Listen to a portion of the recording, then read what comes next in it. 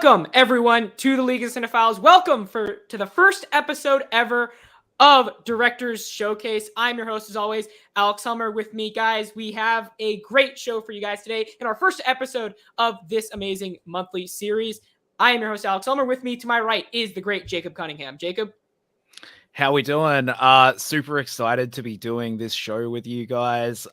Directors and exploring filmographies is something that I always find really fun. And, having guests come in and talk about directors they're passionate about, it'll be good ways for us to explore more directors. I'm really excited to do this, especially with Billy Wilder.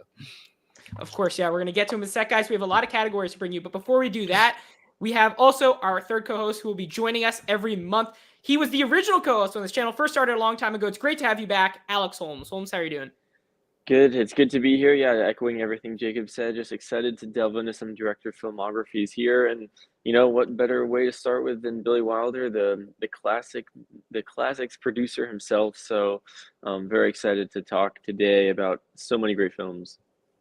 Of course, yeah, guys. And before we get to our special guest as well is our director for today. Make sure if you haven't already, subscribe to the channel for more cinema-related content like this. Catch every month. We're going to be doing this, guys. A new director every month. So make sure to subscribe so you're staying updated on which director we have playing. Maybe it's one of your favorites. Maybe it's one of your least favorites. We got to throw in some Michael Bay's in there. Some months. There are a lot of months. So Please. But today, guys, joining us to talk some Billy Wilder. We couldn't get a better guest than this. This was the peak of classics experts we have. It's in the name, Nathan Hale Classics. Nathan, how are you doing? Doing good. How are you all doing?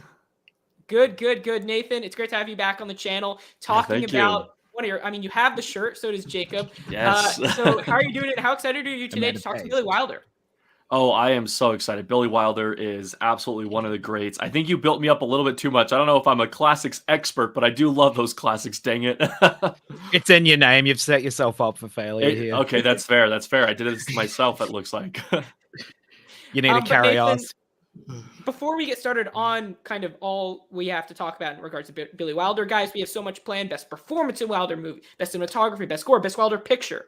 Before we get to that, because you're our special guest today, and we love, every director we have on the show, we like to talk about how that director is kind of, how that our special guest kind of holds that director on a pedestal, right? And so Billy Wilder is special for you. He's a director you go back to. So kind of tell us why you drift towards him and how you first got started in delving into his filmography.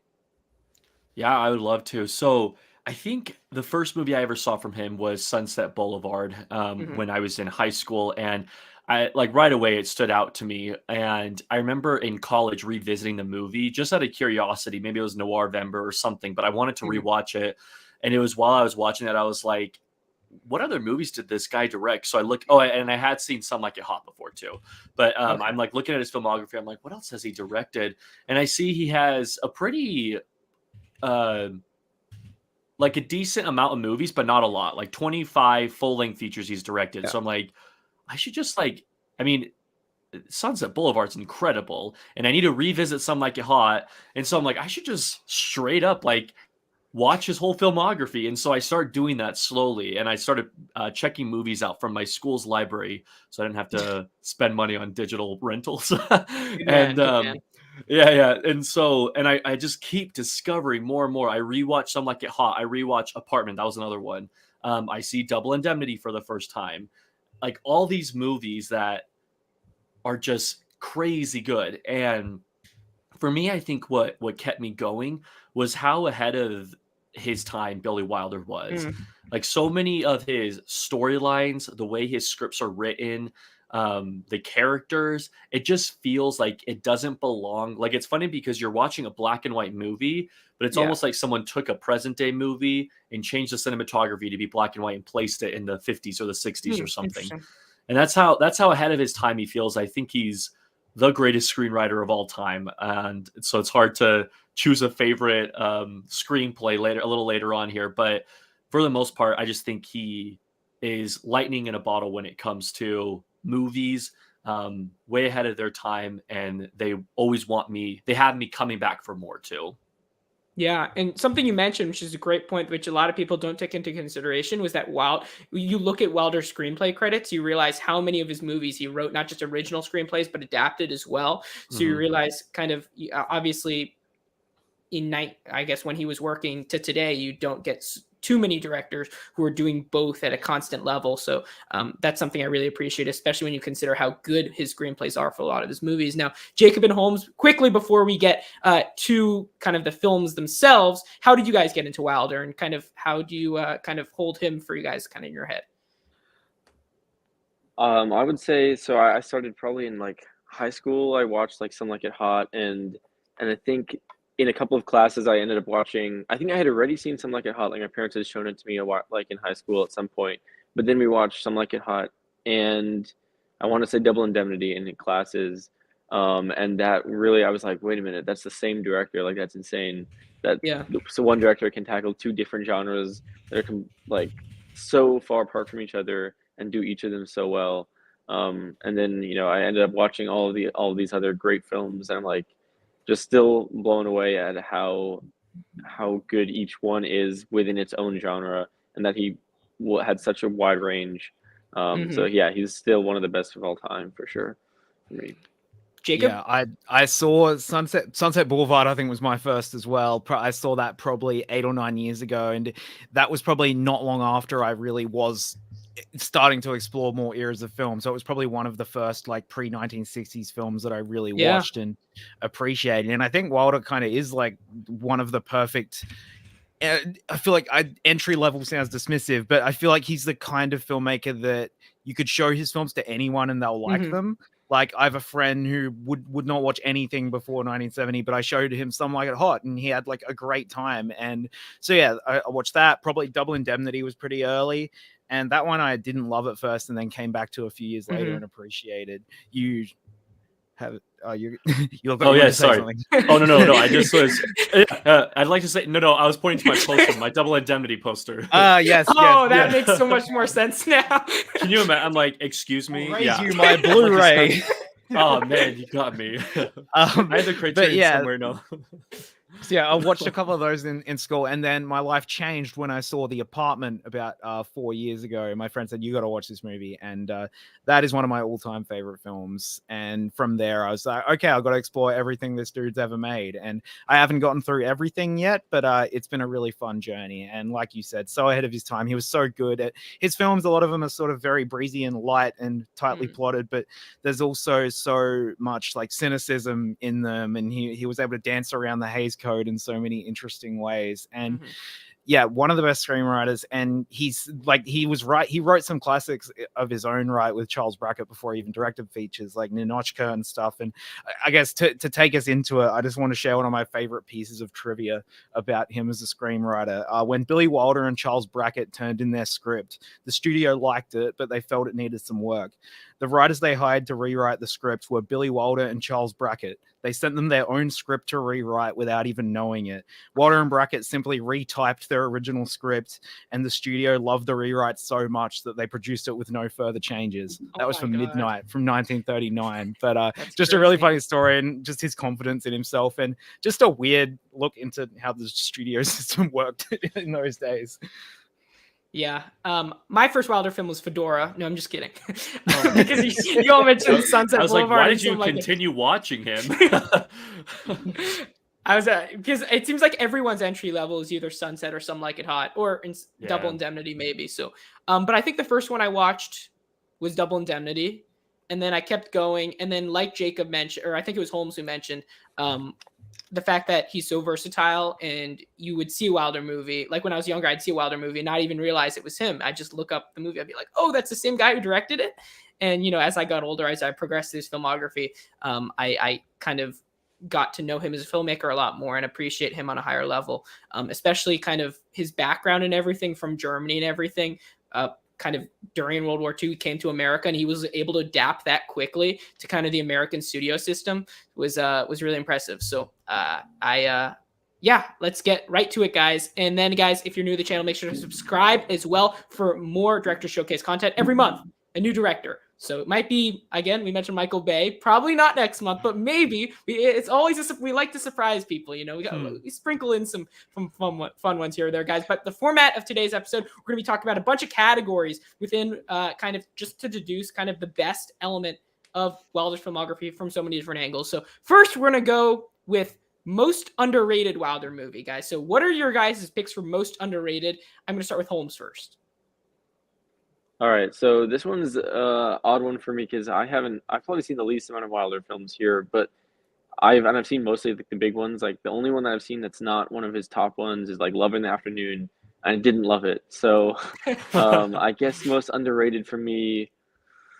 Okay. Actually, wait, no, I can answer this. I would say Witness for the Prosecution, which is not underrated because it's considered like a great film, of course. But I think it's probably not like ranked as his top tier in his filmography. But I'm looking here in Letterboxd. I gave it 5 stars, and I gotta say, I think this one is just like a really riveting like courtroom drama, and it just takes so many turns that you don't see coming and really surprises you.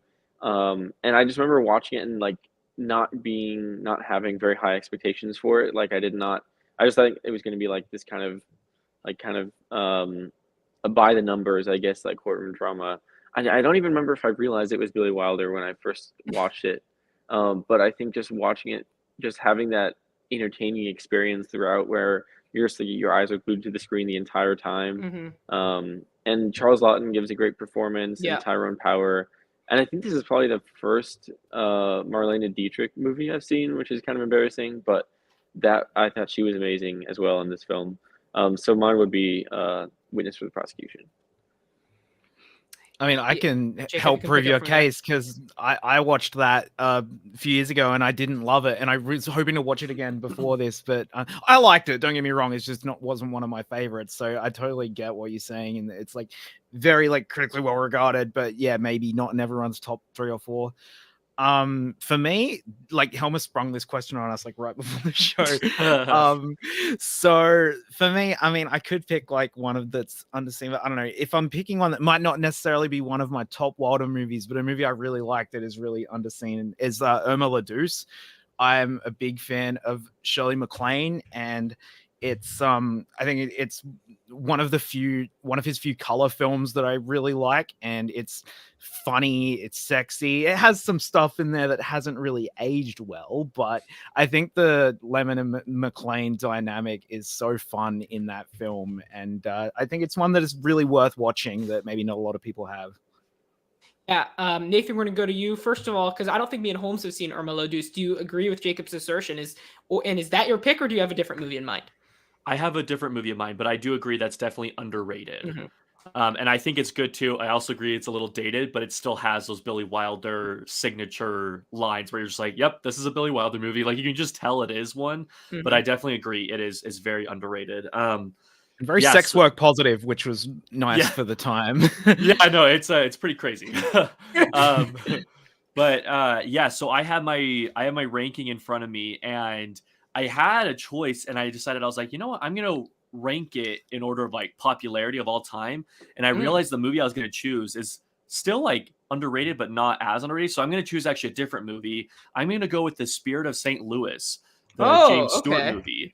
I think it's underrated for Billy Wilder because, for one, it's not a typical Wilder script. It seems like this is an inspirational true story about Charles Lindbergh flying across the first solo transatlantic crossing. And so the movie, you're really just with James Stewart in the plane the whole movie, and there's some cheesy narration, a little dated in that aspect, but it's just like it doesn't feel like Billy Wilder, and I think that's why a lot of people probably don't know about it, because there's not those constant funny quipped lines. It's more so just a man in a plane hoping to make it alive. And so I'm going to go with that because it kind of goes against the Wilder trope. I will say I am biased to it because of James Stewart, my favorite actor. And so don't set your expectations too high for it, but it is a great movie still. Now, I didn't get a chance to see Spirit of St. Louis, but I was about to say, because Flight of the Phoenix is another underseen Jimmy Stewart plane movie, which of the underseen Jimmy Stewart plane movies do you prefer? Oh man, that's hard. I think I actually would choose Spirit of St. Louis. The Okay. thing, yeah, I don't want to open a can of worms on Flight of the Phoenix, but I just think the movie's like a little bit too long. And I think Spirit of St. Louis has some themes that I just resonate with a little bit more, I guess. But they're Yeah. both good movies. I both like both. I like both of them a lot. Yeah, and this I is haven't the seen only. Spirit of St. Louis. I'll have to Yep. track it down. It's the only Yeah, it's movie in pretty which Billy underrated, Wilder though. and Jimmy Stewart have collaborated in, so which is Yeah. pretty crazy, and the fact that it's so underseen. So yeah, I'm gonna go next. So my one, it's a bit. I guess this is more underseen than underrated because most people have seen it, like it, but most people haven't seen it because it's like not available anywhere but DVD. 1, 2, 3, starring. Hey, James that's what I was Cagney. going to say. Oh, no, let's no go. joke. Yeah, no, I love. Yeah, sorry, keep going. Great movie. So I finally got this one on DVD because it's literally like, oh, and then yeah, he did. So, so yeah, I literally got this one on DVD because it's not available anywhere else. You can't get it on Amazon. You can't get it kind of on any kind of service. So I got it on DVD. I watched it kind of, I think earlier this year, so pretty recently, and I really loved it. I thought James Cagney, who I love, I usually love him in kind of his darker gangster roles. Like White Heat is one of my favorite movies. But he's good in comedies as well, like Footlight Parade. I really love. Yankee Doodle Dandy is really good. But 1, 2, 3, kind of him when he's older as well.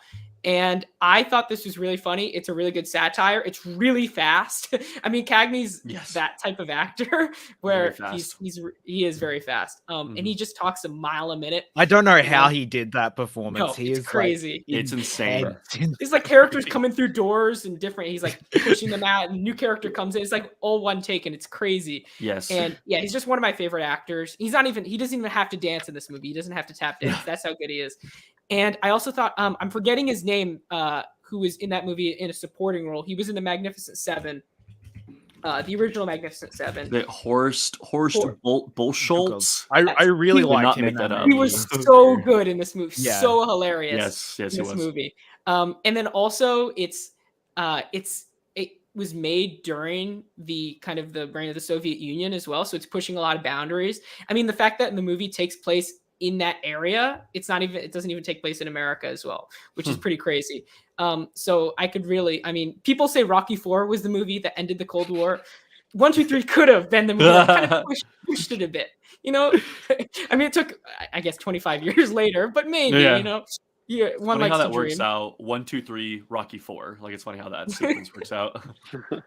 Yeah, and it's just a really funny film, and I can understand why you might get tired of it almost because it is that fast, and by the end of the movie you're like, whew.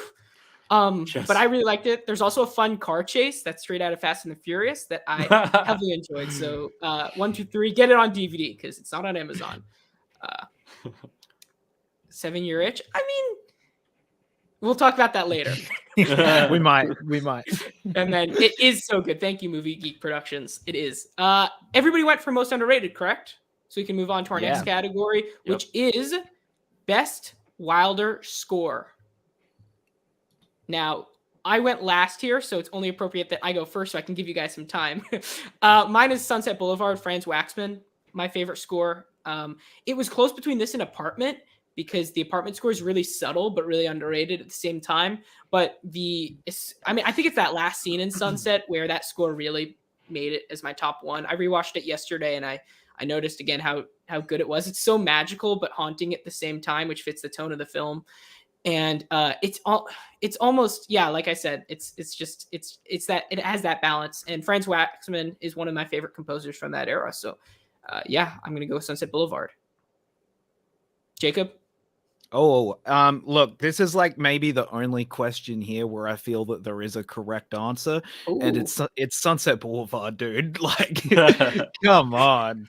I don't. Yeah, I mean, I appreciate you shouting out the Apartment score because I do think it's like really understated and kind of beautiful, but also wacky and fun. But yeah, Sunset Boulevard, it's one of the great movie scores of all time. And when I was really trying to answer this question, it's one of the only Wilder scores that actually like stuck out to me in my head. And I haven't watched it in probably 3 or 4 years, but it's like that movie's a really big technical achievement across the board. And it's just iconic. And it's the score is as epic as Norma Desmond's own Yes. inner life is. Like, Yeah, no, it's that's awesome. great point. Nathan? Well, with that being said, I definitely went with The Apartment. Oh, you're Jacob. Sorry about that. No, No, dude, that is like that. That's fine. That's for me, that's going to be a lot of my answers.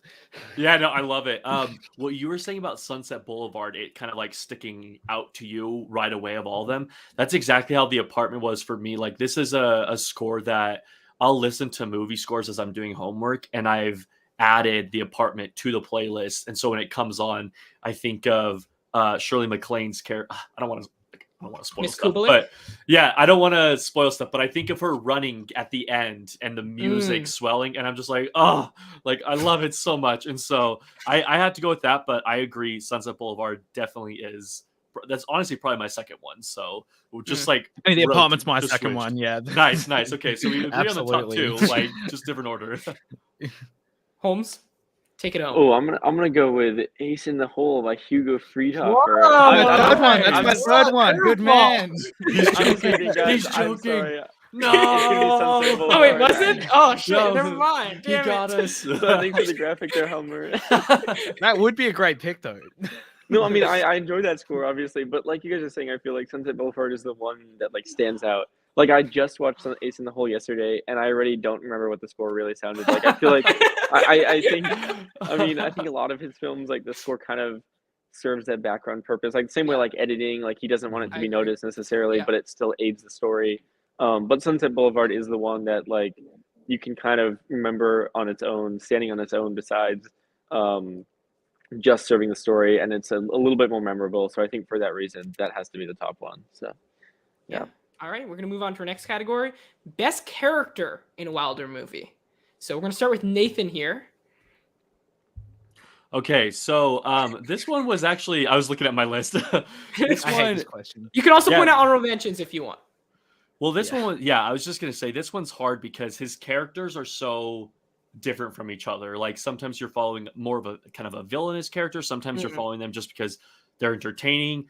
I I don't know if this is a hot take. I honestly don't know what to expect from your responses, but I'm choosing Sir Wilford Roberts from Witness for the Prosecution. Oh, okay, Yes, okay. Yeah, good old Charles Lawton. I think the thing I like about his character so much is he's just this like grumpy old man, but he has this drive for law and for working these cases. And I like watching him as the movie progresses work around the case. Have all of you Yeah. seen Witness for the Prosecution? Yeah. Okay, Yep. sweet. Yeah. So just watching him work around the case, little clues pop up, the way he responds to them, the way he works through things, and then the reveal at the end, his reaction to them. And I don't want to spoil Witness for the Prosecution because there's so many spoilers in that movie, but It just is. the way the movie ends and the response that Sir Wilford Roberts has to all of it, or am I saying Roberts? Sir Wilford Roberts. I don't know what it is. Anyways, Sir Wilford, the way he Yeah. responds to like the actions and everything, like his character decisions are so funny to me. How it's like something happens and he's like, well, looks like we have another job. Like that's all I'll say. I'll just keep it at that. He's like, looks like we have another job. And yeah, I just think he's entertaining to follow. Probably like the hottest take of the favorite characters here. I don't know. I don't think I would. That's not my pick, but I really respect the pick. Hey, thank Yeah. you. He was I probably also- my favorite thing about that film. Yeah. Nice. Okay. And Okay. We'll take I also, it. you mentioned the ending. I love the beginning where he's almost hesitant to get into the case. He's almost like Yes. he's always old grumpy British dude. Yeah, he's and he almost just like wants- a yeah. He Sorry, just go wants a cigar, man. He just wants a cigar. Just give him a cigar. I just love how close to death he looks for that whole movie. Yeah. Yes. Yes. He's like, fine, I'll solve this. I'll Well, do when he this." screams, when he screams Whatever. when he screams the habitual liar, I like am scared he's gonna have a heart attack. Like I know that the movie was scared too, but like, oh, like, it worries me every time I see that scene. I'm like, oh my gosh, don't yell so loud. All right, Holmes, what's your pick? Okay, so I think I'm gonna go with this is a tough one. I feel like it's hard to distinguish like sometimes character and performance. So I don't think I want to save some of the because obviously all the great performances are great characters, you know. Mm. So I think I'm gonna pick something that's a little bit more like unique among his filmography. And also, I did just watch Ace in the Hole, so I'm gonna go with like Chuck Tatum from Ace in the Hole. Nice. Yes. I know. Okay, partly I have that recency bias because I watched it Yes, yesterday. I have to. But at the same time, I think he's one of his more unique characters. I think there aren't as many people like him throughout his filmography. He doesn't tackle. There's not any other. I mean, of the ones I've seen, there's no other journalism movies. I think this guy is a very complicated but at the same time, like he's very. You kind of know where he's coming from the beginning, and you know where he's going, you know what's going to happen to him. I feel like that is sort of foreshadowed. Like this guy is so hateable in this movie, but at the same time, he still has this turn towards the end that is very believable and sort of empathetic. And you're like, oh, he kind of realizes what he's done. And I just think it's a very fascinating and character that provides a lot of insight into like the media landscape, and it's still relevant today because I think the media still has this problem of like sensationalizing and turning like trauma into spectacle, which is something that you can see in like movies like Nope, which is like a completely different kind of movie. But just the fact that Wilder with this character tackled this theme like 60 years ago or 70 years ago, I guess, and it's still popping up today just shows how prescient it is. So I think this character is very emblematic of this theme that we don't see often, but is still important today. So I think that's why he's my favorite character. Yeah, that's a great pick. That was about to be my pick, and I thought, oh, this is gonna be a unique pick. I think we're gonna have some fun talking about it. But then you took it, so thank God I changed mine. I'm sorry. And Kirk Douglas is amazing in the role, and he doesn't take shit from anybody in that movie. He's yeah. But my pick, it's a pretty generic one. Mine's Norma Desmond. From Sunset Boulevard. This was kind of a no-brainer for me. She's the most iconic. When I watched Sunset Boulevard yesterday, I just realized how much of a character she is. I haven't really seen, and I guess there are certain characters that kind of modern cinemas tried to replicate the Norma Desmond magic with, but they just come off as cartoony and it's kind of not real. But with Norma Desmond, she comes off as just a mentally ill, really just sad individual. She does a lot of things that can be considered kind of almost dark comedy in this film, but at the same time you're just sad watching her, and it's emblematic of kind of the transition from silent to talkie, and watching Babylon as well, maybe because Gloria Swanson was mentioned in Babylon, so maybe I got a better kind of appreciation of the character. And also there's a lot of moments in Sunset Boulevard where you're just like, oh no, Norma, please stop. Where she's like, she thinks the movie's happening at Paramount, and she's like, oh, I need to get ready and everything. The camera's turned. You're just like, oh, Norma, please. No, so sweetie, please no. when there's the scene when she's in I guess William Holden as well really helps her character because the way he bounces off her and is like really uncomfortable in these situations, like the moment when they're watching the movie and she starts grabbing his arm and getting close to him, and he's like, and you're like, he barely knows this woman, he's like, what the fuck is she doing? Like, this is super. And she's like dancing with him, and she gets super close to him, he's like checking his watch and everything. I guess I'm talking about him but then he's also kind of like enabling her too. Yeah, like, exactly. Yeah, like he's a really interesting foil. Yeah, he is.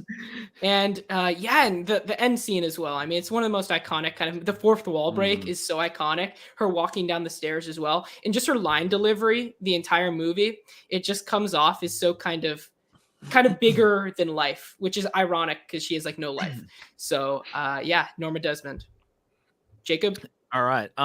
Well, I was choosing between two, and one of them was Chuck Tatum. So thank you. Nice. I will go with the other one. But again, just Chuck Tatum, amazing character, and like that's such a dark, brilliant character study, and like you'd liken it to some of the stuff we'd see today. And his other journalism movie, The Front Page, which like also deals with journalists doing sinister things, that's child's play compared to Chuck Tatum. So that dude is a monster.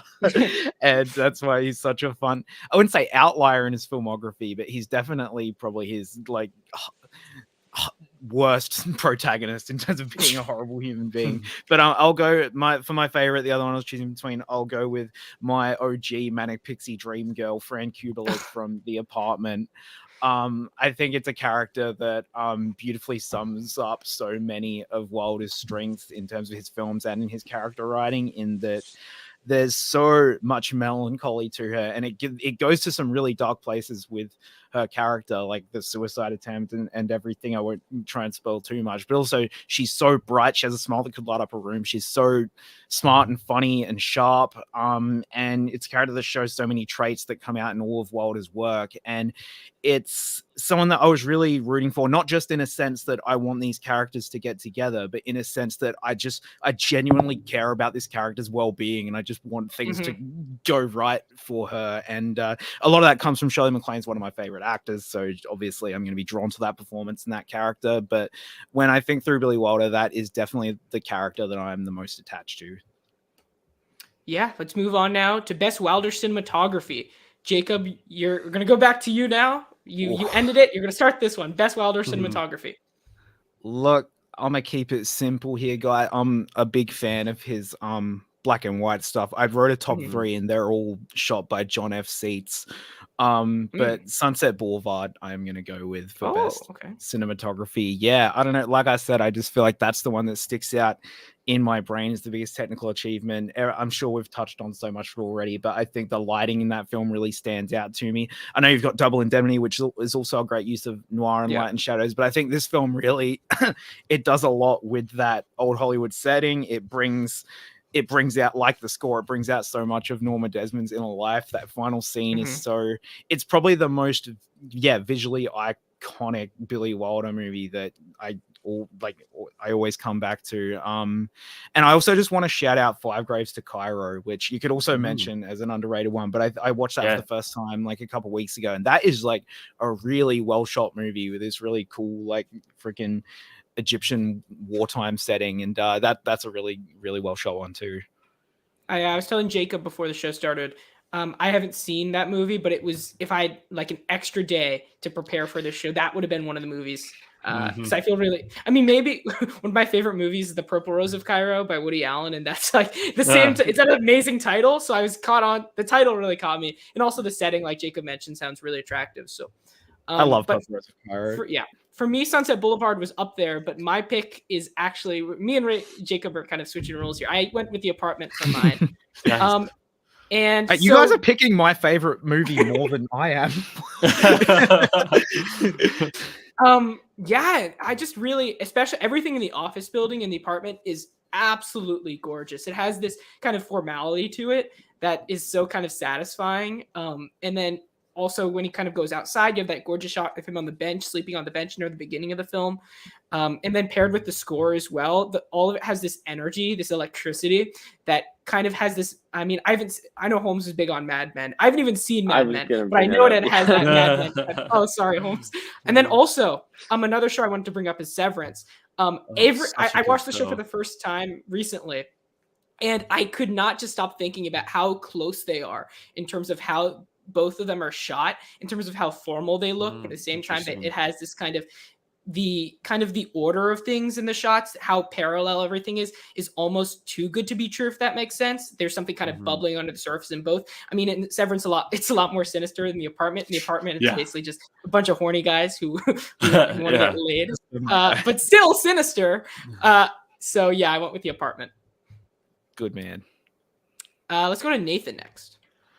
Yeah, I actually I had the same answer. Not as you. I have Sunset Boulevard as my favorite cinematography. Yeah, everything that has already been said, I completely agree with, and I also appreciate the shout out to Five Graves to Cairo too. That is a great movie. But Sunset Boulevard is.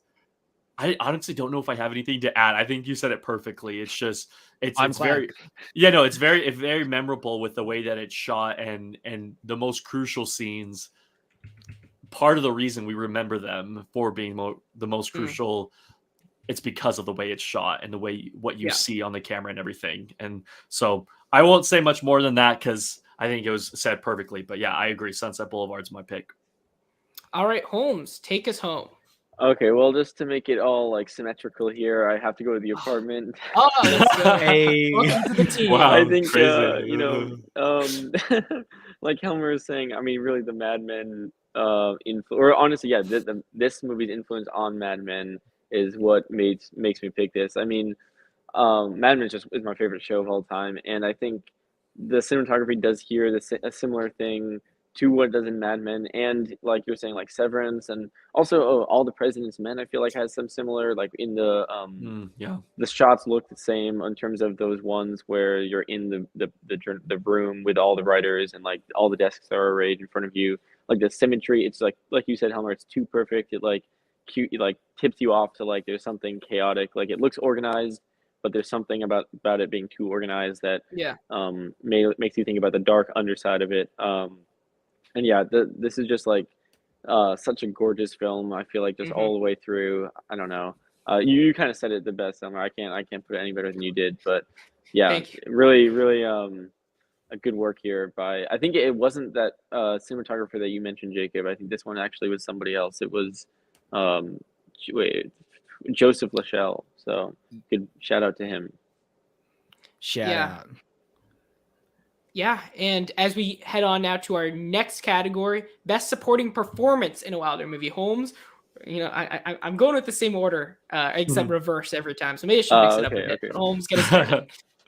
All right. Well, then I guess I'll pick like something that maybe the popular pick, but I'll go with Marilyn Monroe and Some Like It Hot. I gotta Oh, say, okay. I mean, I don't know actually. Maybe that's not going to be everyone else's pick, but for me, this is just like the most iconic supporting performance. I feel like it's Marilyn Monroe's of the ones I've seen, her best performance. I've only seen 4 of her films actually, so maybe that doesn't hold too much weight. But I think this is just like the perfect encapsulation of everything that she does amazingly well in her career, and she's just so funny, but also has this sort of like naivety that she seems naive on the outside, but on the that there's a lot more going on Mm, behind the scenes, and I think that just that innocence is perfect for this film, which is pushing a lot of boundaries. So it needs, I think Marilyn Monroe really um, like helps bring viewers to the film like at the time, and just anchors that film in such a beautiful way.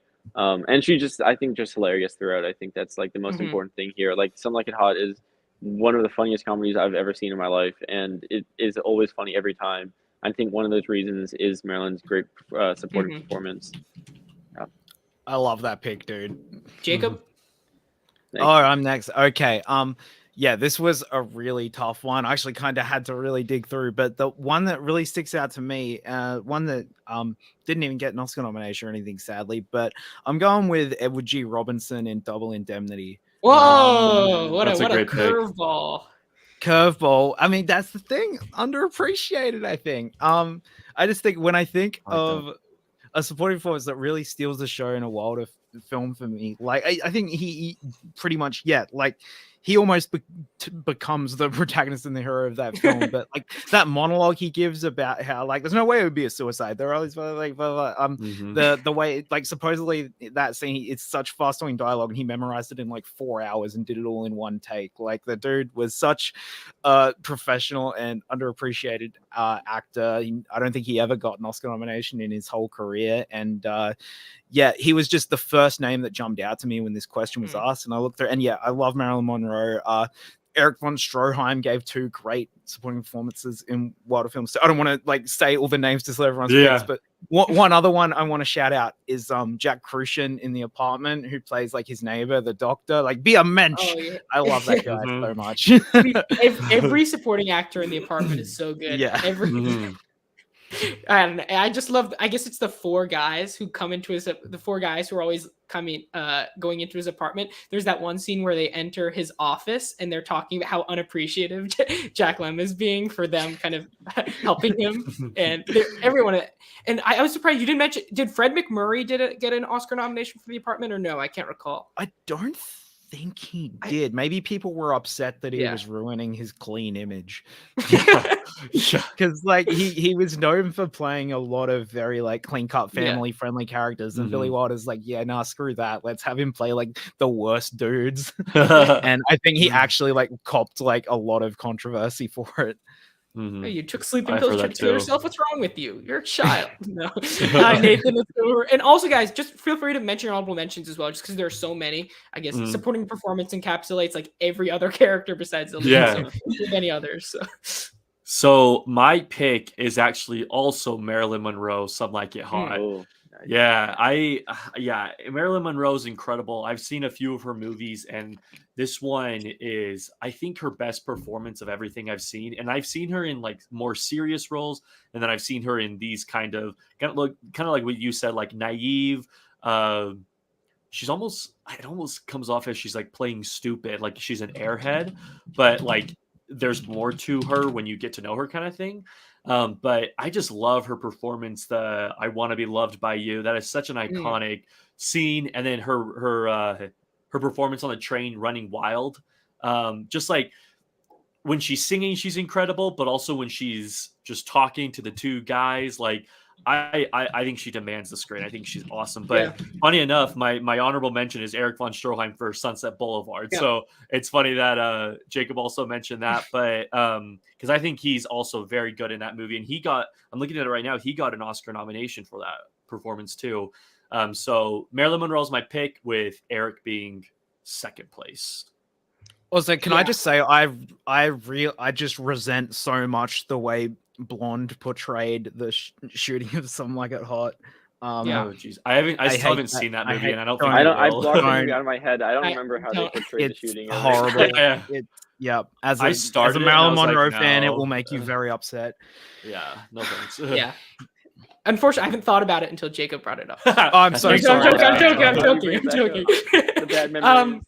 Yeah, and then I also definitely want to echo what Nathan said, how she's the most powerful character in that movie as well. She just demands the screen whenever she's there. I mean, you have like the two clumsy male leads in that movie, and she's like the dominant figure like throughout the movie, like the most honest, like the most reasonable character in it. But mine is gonna go with, it's gonna be a bit of a curveball, I feel like, but we mentioned her. I'm gonna go with Marlene Dietrich in Witness for the Nice. Prosecution. I thought about that one. Okay, yeah. So I had a lot of trouble with this. I was close to going with William Holden in Sabrina, because he is absolutely just amazing in that movie. And I also thought of, we mentioned him. I forgot his name again. The guy in 1, 2, 3 who has a really complicated name. Horseshoe Colts. Yeah, let's see how many times I forget his name throughout the course of the show. But yeah, Marlene Dietrich, she's one of my favorite actresses from the era that nobody really kind of pays attention to. Her eyes, I mean, Jesus Christ. Whenever you see her on the screen, her eyes, her jawline, she just has that screen presence, And in this movie, especially when she's on trial yelling, like having that one-on-one with Charles Lofton, who in his own right, he's a legend, like a British actor. He's been in the business, well, at that time for 60 plus years. And so she's going toe to toe with him, and she's kind of holding her ground. And throughout the movie, kind of despite the fact that she has that kind of, I mean, you look at her, you're like, oh, she's obviously the murderer, because, she has suspicion written all over her. At the same time, her performance makes you feel empathy for her, she makes you think, oh, maybe she wasn't kind of involved in the murder. So I definitely have to go her in the film.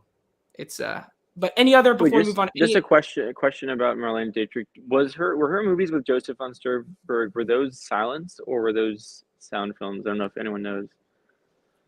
I thought they were sound, but I could be wrong. Okay. I have no idea what Eric von Stroheim directed, so I have no idea. I don't think I've seen one of his movies. I was wondering, just because I thought if she started in the silent era, because she sort of has that look about her, like that, like you're saying, Homer, that intense stare. I feel like that's her intense eyes would have been perfect in the silent era. Yeah. So I was wondering if she got her start there or not. Yeah. I'm not sure, but at least so you said Joseph von Sternberg, right? Those movies. Yeah. I said Eric von Stroheim. They're the same syllables. So, yeah. So they were early 30s, so I'm guessing they were sound films. Okay. Yeah, I guess so. And then Jack Lemmon, he's the lead.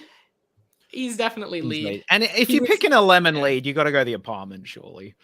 Yeah. He's only Harrison saying Barry that to tease me, because I do not like Jack Lemmon's performance in Some Like It Hot. Whoa! Like my biggest hot take. Yeah. Here we go. We need so you like Tony Curtis in Some Like It Hot, but Jack Lemmon doesn't do it for you. He's too much for me. He's way too over the top. Like it drives I me can crazy. see that. And I've seen the movie it's not like I've just like seen the movie and I'm like, yeah, I didn't like I've seen the movie 3 times and every time I'm like, all right, go into it with a new mindset. He's gonna be good, and like every time he's too over the top for me. I just can't handle it. But He can. I be wasn't expecting to sometimes, share like- that. I'm so sorry.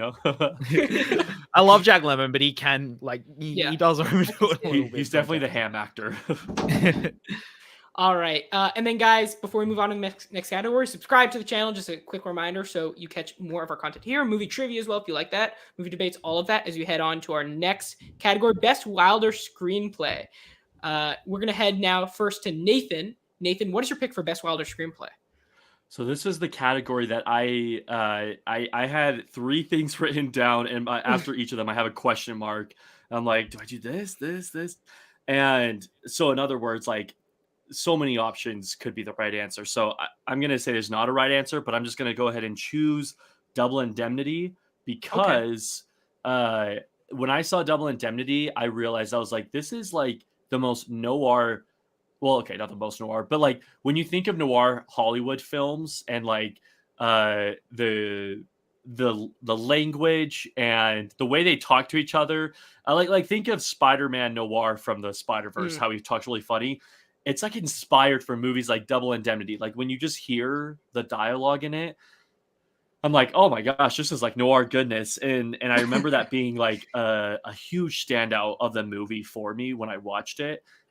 Just being so impressed with the dialogue and the way that Fred McMurray narrates the story and the things that he says, the comparisons he has, it's just noir goodness. But the other options I have, my honorable mentions, Witness for the Prosecution, because it is an adapted screenplay and from Agatha Christie.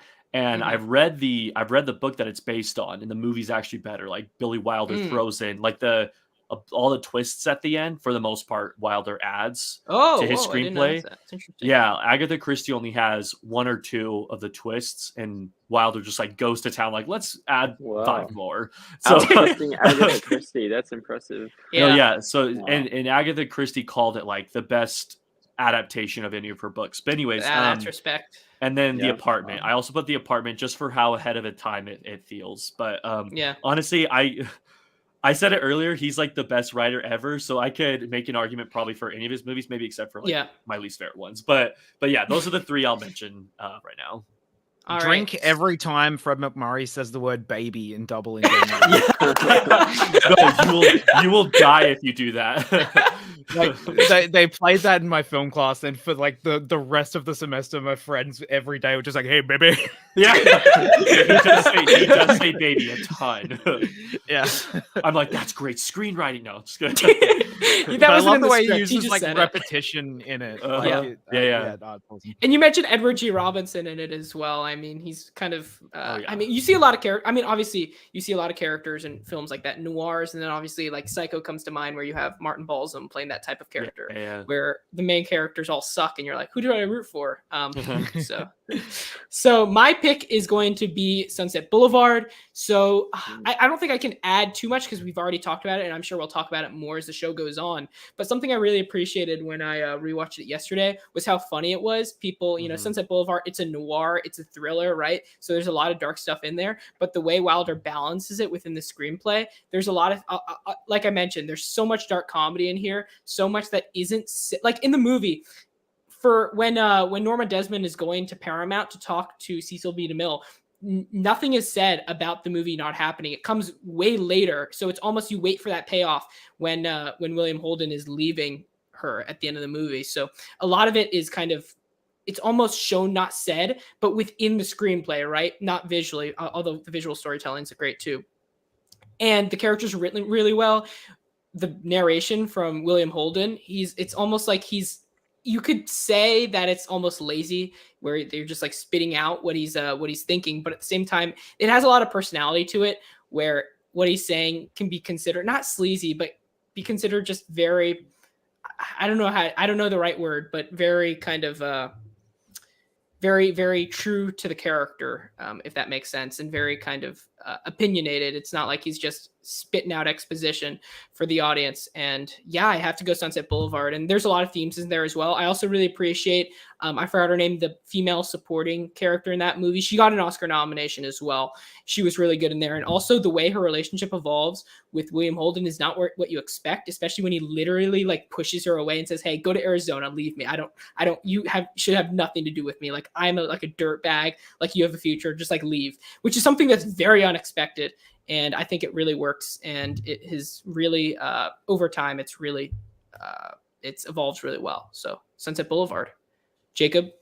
It's also great in its thing in that it's a movie that's in some ways like a love letter to the screenwriting profession. I know it's like dark and the characters are seedy, but it's also just because there's a great quote in that film where he's like, most folks don't know someone sits down and writes a movie; they just think the actors make it up as they go along. So yeah, there's also one scene. Yeah. Sorry, I need to say more. I should have listed more quotes. Go on. But there's one scene. I use that in a video essay. Yeah. It's always on the brain. There's one line where it's like, oh, this is so good for today, where he's writing a screenplay. I think it's like Men on Base or something, a baseball movie. And the female character in the movie, she critiques his screenplay and she tells him that it's not that good. And he's like, why? And she's like, well, because it's not very relevant. It doesn't have anything to say. And he goes, you're one of those broads who thinks every movie has to have a message. Something like that. I'm like, man, like that is so relevant. Like, especially like when we talk about like horror, for example, and elevated horror and stuff like that. We're always talking about this stuff. And yeah, Jacob said it great. When it comes to screenwriting, the movie has aged so well and just talks about the craft in a really kind of deep way.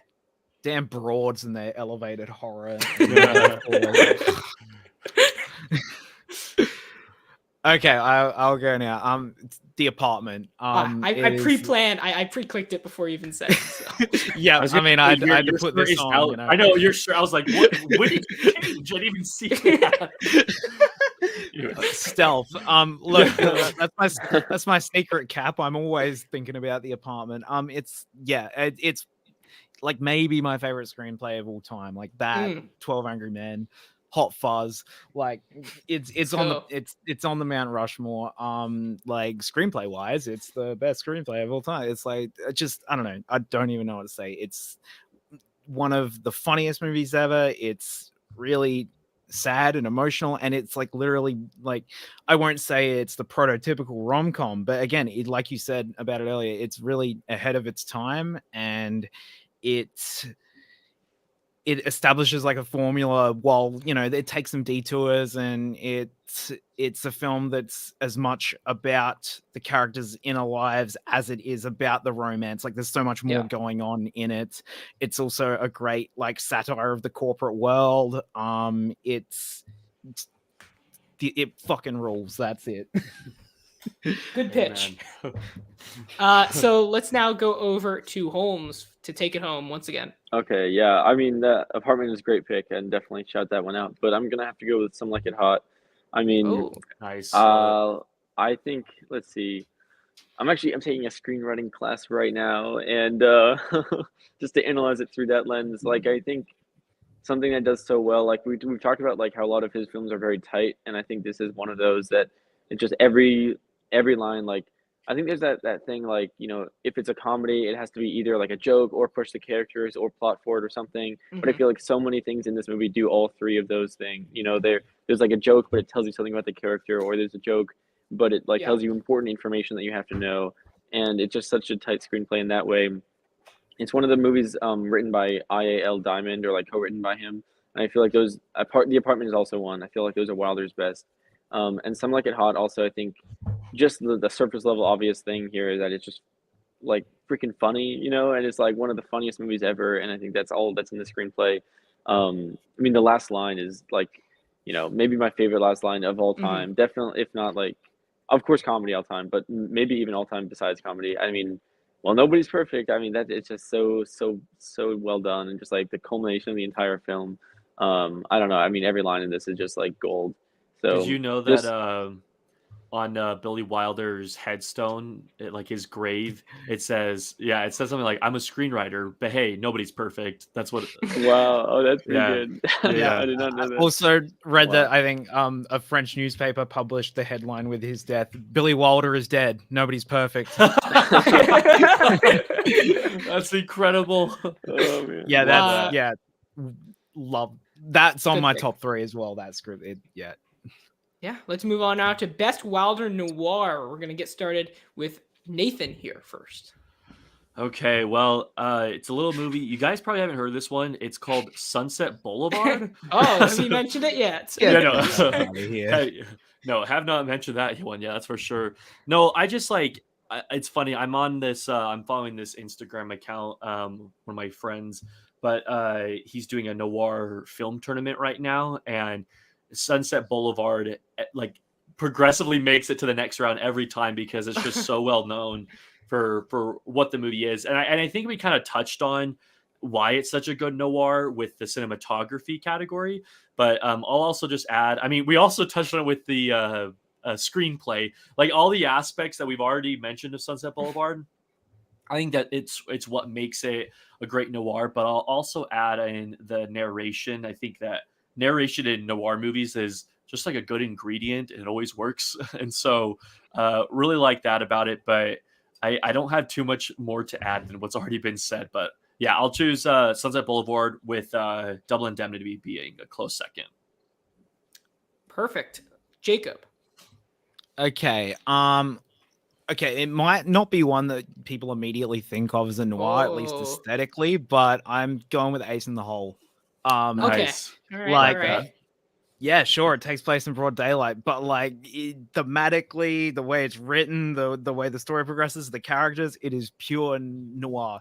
It is a driven individual who is brought down by his own lust and greed and mistakes. You've got a mysterious female character whose motivations are unclear. And it is like noir means black, and it is pitch black. It is Walter's blackest film, and so I guess that's my favorite film of his that fits that definition. But I do have to say that if someone asked me what is film noir, I'm telling them to watch Double Indemnity. That's fair. That's fair.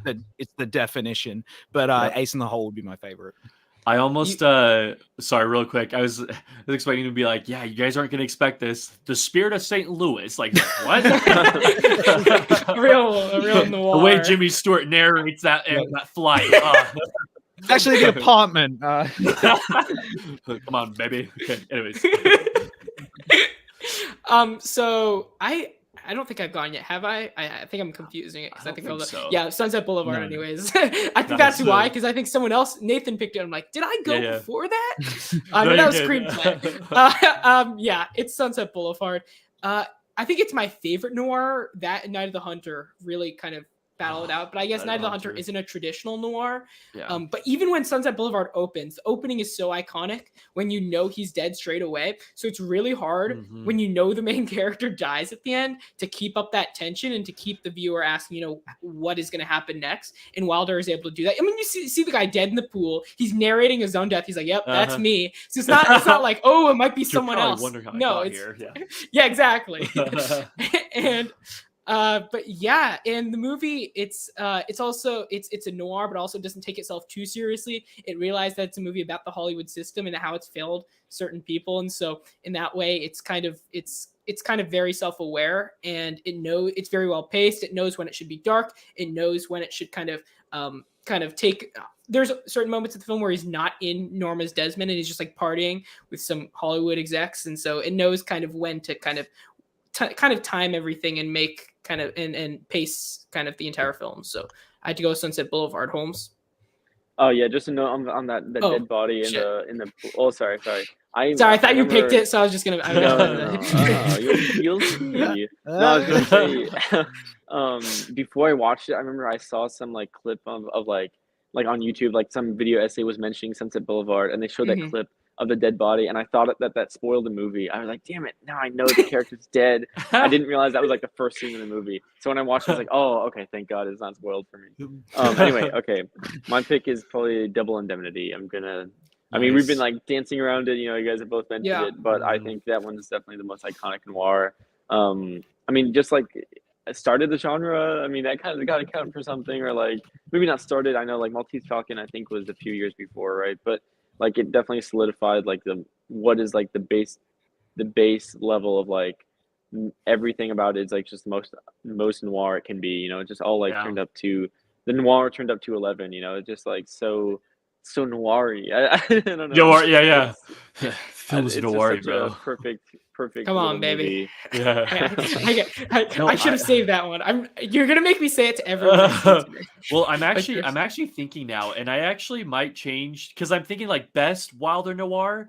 I actually think Double Indemnity is the best noir. But the thing is, my favorite that happens to be a noir is Sunset Yeah, Boulevard. that's a So good like point. Right. it automatically ranks Right. above it. But I think the That's best where I'm noir, at too. Yeah. yeah, I think the I mean, best I noir like Sunset probably is Boulevard Double more too, Indemnity. but yeah, I'd Yeah, say this is the best noir. Yeah. yeah, fair enough. You got me there. On that Sunset Boulevard, the character death, the weird, I got that death spoiled in the weirdest way, and it's from the movie Kick-Ass. Oh, I watched that a lot as a kid, and there's a line in that where he's like close to death, and he's like, "Just because I'm narrating to you right now, dude, doesn't mean I'm gonna get out of this. You ain't seen Sunset Boulevard." So I always just had that in my head. Well, shit, man, I Someone's gonna guess if I ever die. watch that movie, the guy's gonna die. Fuck. That's funny. I think he's frozen. Don't leave me on that awkward Oh yeah. silence. No, I think he's frozen. I think he is too. Yeah. Oh, Helmer's Well, frozen. Oh, okay. let's talk about all his hot takes on Billy Wilder and bash him while he's not here. What is a Wilder film that we haven't been able to mention yet, or that doesn't come up in any of our categories that we really appreciate? Oh yeah. I feel like we haven't talked about. Oh wait, that really appreciated. I don't know because I think we haven't talked about. Oh, The it Lost doesn't have to. Weekend, Well, I mean, we've still got but- worst film. Oh, I coming have up, one. so we I can have hold one. on to that. I have one. Stalag 17 hasn't been mentioned once. Yeah. And I love that movie. Like, I think that movie's great. That's Big one that time. actually, I mean, spoiler alert, it doesn't make any Oh, of wait, my wait, categories. wait, wait, No, wait. I'm not spoiling the movie. I'm Okay, not okay, spoiling okay. the movie. No, spoiler alert for the Oh, the alright, the alright. live Sorry, I stream. haven't seen that one. You're like, no. Yeah. No. Spoiler alert for the live stream. It's not on any of my categories, so I feel like it's appropriate to mention it because like Oh, that was okay. one that I really do like, but I'm like, oh man, did it make it? Yeah, I would. I am. So, that I would have no be idea what definitely happened. I'm so. For some reason that. Oh, you're all good. So we my- filled the dead air. I Yeah. have no idea what happened. For some reason, my monitor shut off first, and then everything else shut off on my computer, and I have no Oh idea my what's goodness, happening. no. Wow. I the funny thing is you timed it or your computer timed it perfectly because Jacob's like, please don't leave me on that dead silence. Like No, because I it's told so my dumb funny. anecdote, and then it went silent, and I'm like, man, that bombed hard. Yeah. No, and I felt bad too because I was drinking while you said it. I thought it was funny, but I was drinking, so it was like that on top of him freezing, and it was like, no, I swear, like that was a good line. It's just I need No, to it go was back to good. the timing. recording and see what happened. Sorry, Yeah. guys. I have no idea what happened. No, it's all good. Oh shit! I think my light's off. Yeah, so I think I lost electricity. So that's great. fun. But Nice. The New York City The blackout. show must go classic.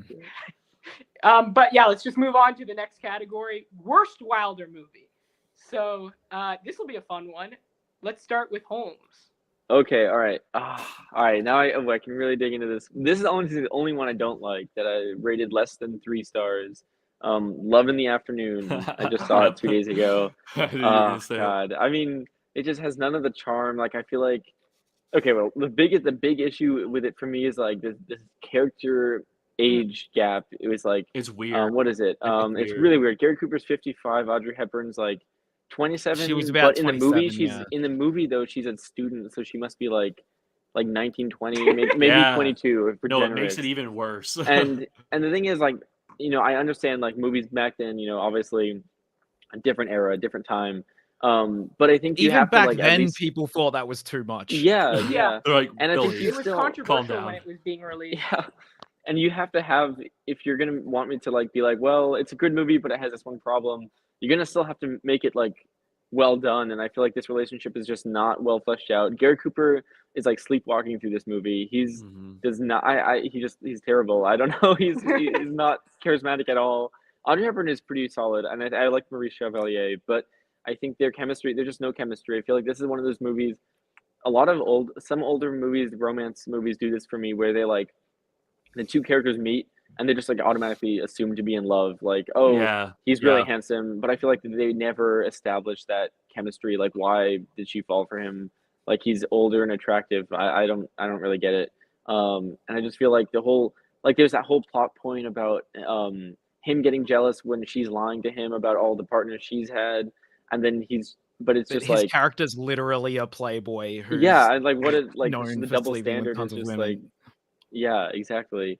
And then Mhm. that just like it's all taken for granted, you know. It's like Yeah. no one questions the age gap or like the fact that he's just this blatant double standard. They're like, well, I guess he's jealous, you know. Like, Well, I don't know. it also seems like Gary Cooper's character is like rewarded in the end, and it's like, wait a second, like, Yeah, is that the right? Why are we yeah. rewarding The way him? that is not the ending. He's definitely not doing the right thing. Like, he's Yeah, totally yeah. fucking her up like for life. Uh, I don't know. yeah. We Yeah, should I have did not like this chosen. movie. We should have chosen Hepburn in Love in the Afternoon for best lead performance for having to convince Elizabeth Pen to be in love Yeah, with no that kidding. shriveled Yeah, old You still have a man. chance. That category's still coming up, guys. Yeah, no Think of a kidding. campaign. Oh yeah, it is. Oh yeah, that's right. Okay, let me just. So I can go next with my pick. So mine, it's a movie we haven't talked about. I saw it in preparation for this video. It is The Private Life of Sherlock Holmes. Oof, So yeah. this movie I watched because of the title, Sherlock Holmes. Who doesn't like Mhm. Sherlock Holmes, right? And so it's the only Wilder movie I remember I've seen based on a previous IP, and a well-known IP at that, right? Mhm. And this movie's just really bad. It's very long. It's over 2 hours, and there's a lot of his some, late like, films. I are. love It's I true. love Wilder, but some of his movies, especially later in his career, can be really long for Same with Love in the unnecessary Afternoon. kind Too of long. reasons. Yeah. Why is it 130 minutes? Oh my god. Yeah. And yeah, so The Private Life of Sherlock Holmes. I didn't even like the guy who plays Sherlock Holmes in the movie. I'm forgetting his name as well, which makes sense because he wasn't even that good. He just doesn't seem like the Sherlock Holmes Watson dynamic wasn't there for me. The first 10 minutes I actually loved, so I'm like, okay, might be my underrated Wilder movie. And the movie kept going and it kept going, and then like there's a Loch Ness monster thing. There's That's like a weird. German U-boat thing, and That's I'm like, weird. what the hell is happening? Yeah, It's yep, like yep. World War One. And this was like Christopher Lee is in it for like 2 seconds. Yep. And it doesn't have any of the good things about the rest of his movies, I'm sorry. And it is definitely my pick for worst. Nathan? Yeah, so I see Bernardo Movie Geek's comment about Emperor Waltz. That's actually my second to last movie, so I'm not choosing that one. But my choice is going to be Fedora. That's very bottom. I love how you just had it ready. Yeah, I did. Yeah, no, it's like I'm trying to jog my memory because it's that bad. But like I looked at my Letterboxd review, and the first sentence I have is, the more and more it carried on, the more I asked myself, what is this movie? And like I remember, I'm like, yeah, no, I do remember asking myself that. The plot's just like very silly. The movie's full of exposition of the twist, so that by the time the twist comes, it's not even like rewarding because it's like, yeah, okay, come on, like we knew that because you've been explaining it beforehand the whole time. And then the only other thing I'll mention is if you guys if you watch my Billy, not to put a plug in for myself, but if you watch my Billy Wilder ranking video, there's I inserted a clip for Fedora where this little girl visits her mother, and the dubbing is awful. Like they must have not liked the little girl's voice because it's clearly not that little girl's voice. It's like mother, and it doesn't sound like a little girl at all. And she's like, "We had fish and chips," and it's like so bad. And like I have that clip in that ranking. That's why I mentioned that. I have a question for you. How's Henry Fonda?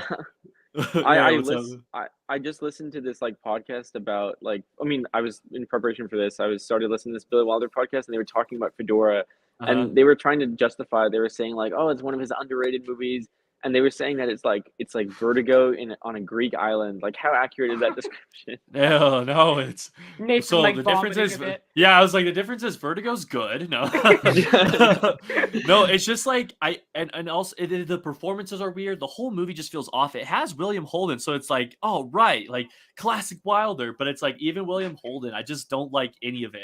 I think the story's weird. The performances are weird. The weird little girl's voice is weird. I don't know if that's like a real critique, but I mean, it's older. I'm Henry including Fonda. How's he in the movie? He's like not even in it. Like Oh, I'm pretty sure. What? He's No, on, like the letterbox backdrop, so I always think, Yeah, oh, no, if like if I he's watch this movie, it'll be at least he's in Is it. he in just that scene? yeah, no, he's barely in the movie because I wanted. Oh, president. That's funny. Yeah, I'm looking at this. The backdrop. He's the president of the Academy, and he's handing an Oscar to the actress. I don't even remember her name, but he's like barely in the movie. It's just the whole movie's crazy. I when you said how's Henry Fonda in it, I had to scroll down and be like, wait, Henry Fonda's in this movie? Like that's how forgettable it is. So, anyways, okay, I'm gonna hop off this stool now. All right, Jacob. Okay, well, I'm glad Love in the Afternoon was brought up because I dislike 2 Wilder films of the 16 I've seen, and that's one of them, but it's not gonna be my least favorite. My worst Wilder film is The 7-Year Itch, which is very Bernardo, how do you feel about that? Yeah, he commented It's- on that one earlier. Oh, positively or negative? No, he was just saying it's the most underrated one. Okay, I'm sorry. I know it's very iconic in popular Yeah. culture. And look, Marilyn Monroe is great in it, and she's like the one saving grace of that movie that keeps it watchable. But it's one where it's aged terribly, and I know The that plot I is try so to messed up.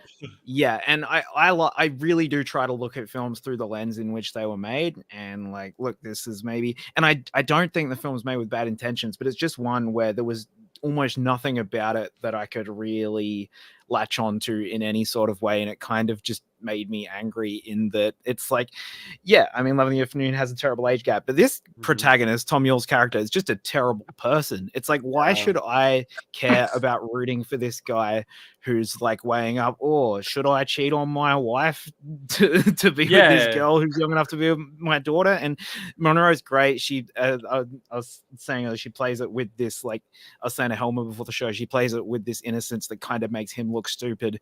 And I know it is meant to be a satire of these like horn dog type dudes, but I don't know, there's just that film is so much of it rings is really gross to me, and I was really disappointed when I saw it. And I'm looking at the first line of my review, I was just like, I guess Billy Wilder does miss. No. I will say one of the, I mean, besides the iconic shot of Marilyn Monroe, I will say one line that I love, it's towards the end, and I think he says something like, I'm gonna go see a Marilyn Monroe movie. He says something like that. There's like a line where it's super meta, and I'm like, Billy Wilder, you son of a, like, it's just so clever. But that's the only praise I'll give to it, because I agree the plot is not good. Also, Marilyn Monroe's character in that kind of pitches The Shape of Water, because they go see Creature from the Black Lagoon, and she's like, she says something to the effect of like, oh, it would have been nice if the creature got the girl or something. Like, she's got put her in a writer's room. Yeah, on the nose there. I actually watched 7-Year Itch this morning, actually, like right before. Oh, really? Nice. The biggest one that I hadn't seen. I didn't hate it, but I didn't love it either. I think I'm slightly towards negative, I feel like, out of the two. I really, like Jacob, hated the main character. He's not funny. He's in the movie so much. He's like narrating the movie, but he's saying all the narration. He's like, you're like in the shower with him while he's taking a shower narrating. You're like, oh my God, I hate this guy. Like, shut up, bro. You're not Ferris Bueller. Yeah, like, why are you narrating yourself right now? Stop. Exactly. Gosh, go to your wife. And the entire movie. And yeah, the entire movie, like Jacob, the movie's about him trying to cheat on his wife, and he's deciding not to. That's the movie. What a hero. It's like, why bare does minimum. Monroe like actually like this guy? Why, like, what's up with his wife? What is she doing in Maine?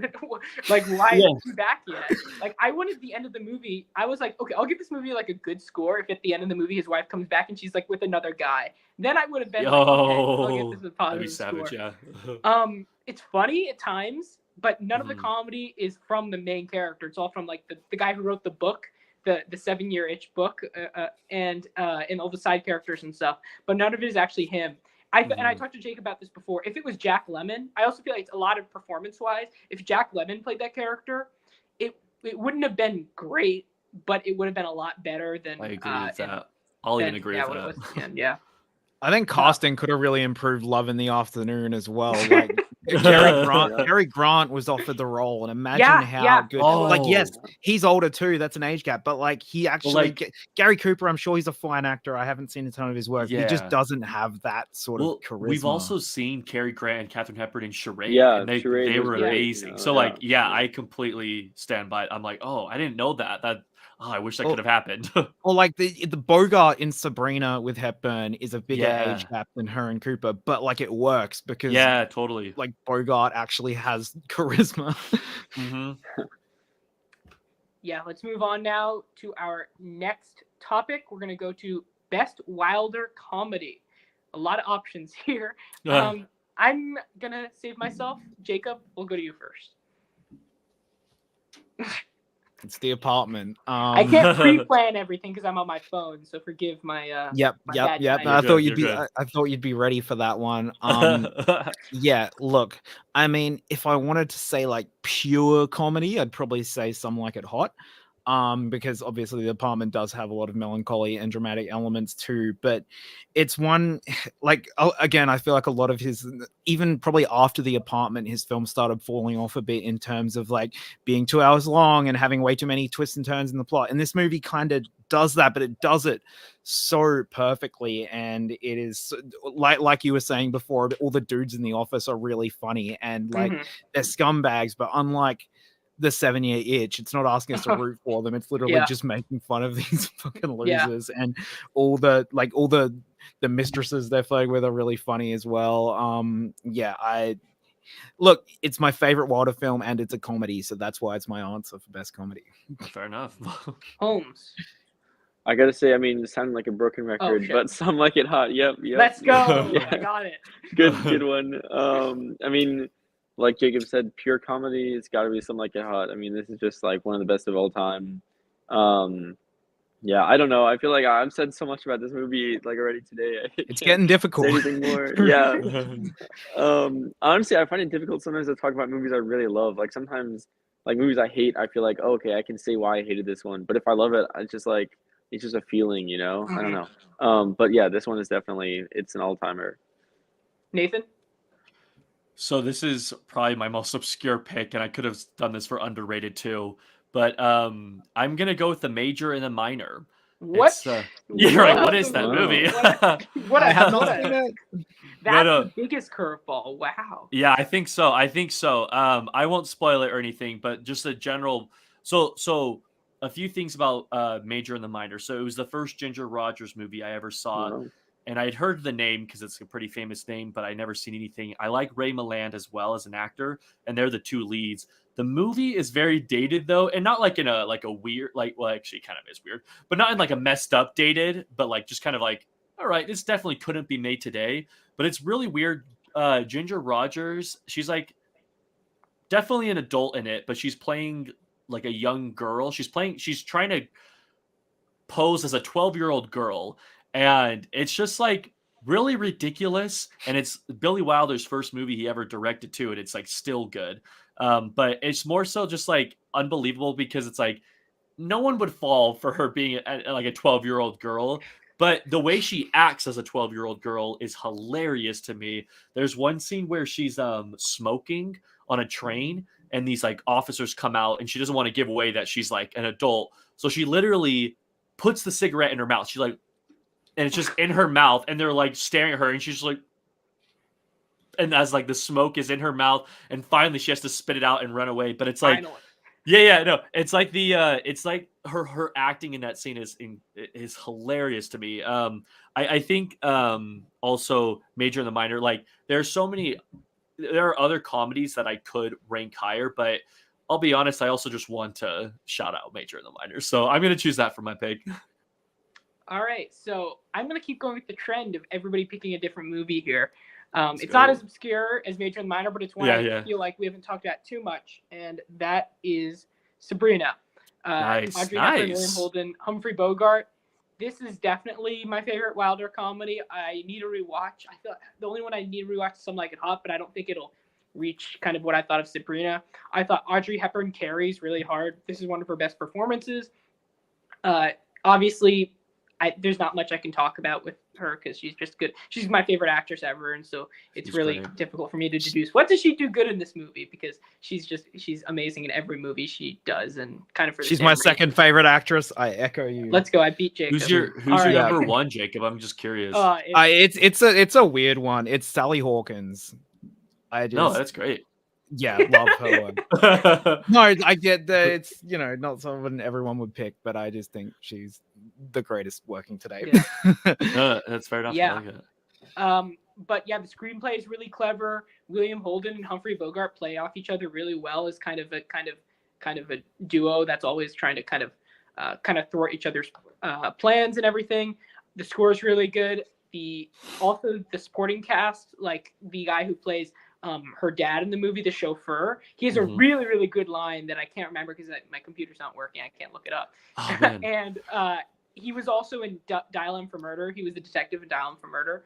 And so, yeah, and everything with the chef when she goes to cooking school and everything. And she's just, and the ending as well. And there is an age gap with Humphrey and Audrey, but in here it doesn't bother me as much because Humphrey's like he's really sweet in this movie, even compared to Casablanca. And don't get me wrong, I love Rick Blaine, but in this movie he's just like a total just a sweet bachelor dude who's just hoping for the best for Audrey, never trying to prey on anyone's downfall. And yeah, Sabrina is gonna be my pick.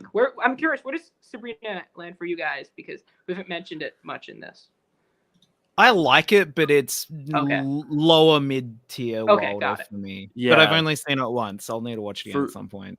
So for me, it's right in the middle. I've seen all 25, and it's number 13. But I will say Sabrina. I have to mention another meta line. There's that line in it where Humphrey Bogart, he says something along the lines of, "Yeah, I'm going to go see the 7-Year Itch in theaters." He says something like that, and it's like, Billy Wilder, what are you doing? He's just so meta. It's hilarious to me. My man's doing a Michael Bay dropping his own. There's something I wanted to mention because I watched Apartment and Sunset back to back last night. So Fred McMurray's character in Apartment, his name is Mr. Sheldrake. In Sunset Boulevard, which is 10 years later, the Paramount exec who William Holden pitches his script to at the beginning of the movie, his name is Mr. Sheldrake. No way. Yeah. And the only reason I noticed is because the name is so unique. I'm like, oh my God. It's I was like, holy There's shit. No way that's crazy. an accident. Yeah. No, Wilder was ahead of the game. The MCU has their cute little cameos and references. But no. WCU. But do they have their Mr. Sheldricks? I don't think so. Let's move on now to best lead performance of a Wilder movie. I mean, let's go. Maybe there's one movie that nobody's mentioned that I'm very curious to see if somebody's going to mention here. Holmes, we'll go to you first. Okay, I'm not going to mention it. I think I'm going to go with The Apartment. I'm going to go with Jack Lemmon. I think, I remember I was reading my review of it and on Letterboxd, and I think I compared him to Jim Carrey, but in a more subdued way, a little bit more subtle. And I think it's just the blend of comedy and drama is just so perfect in that movie. I think it's one of the best dramatic he has so many comedies in his filmography, and a lot of them maybe don't have the dramatic weight, but this is one of those comedies that also has the really dark stuff to it. And I think I prefer it to Sunset Boulevard. I know everyone loves, but I think The Apartment is the one that I go back to more in terms of what I'm thinking about, and that's all because of Jack Lemmon and his essential performance. I think he just carries that movie. Yeah. All right. Totally agree with the Jim Carrey comparison. It's from the moment I first saw him on screen, I'm like, yeah, this guy is 60s Jim Carrey. Nathan.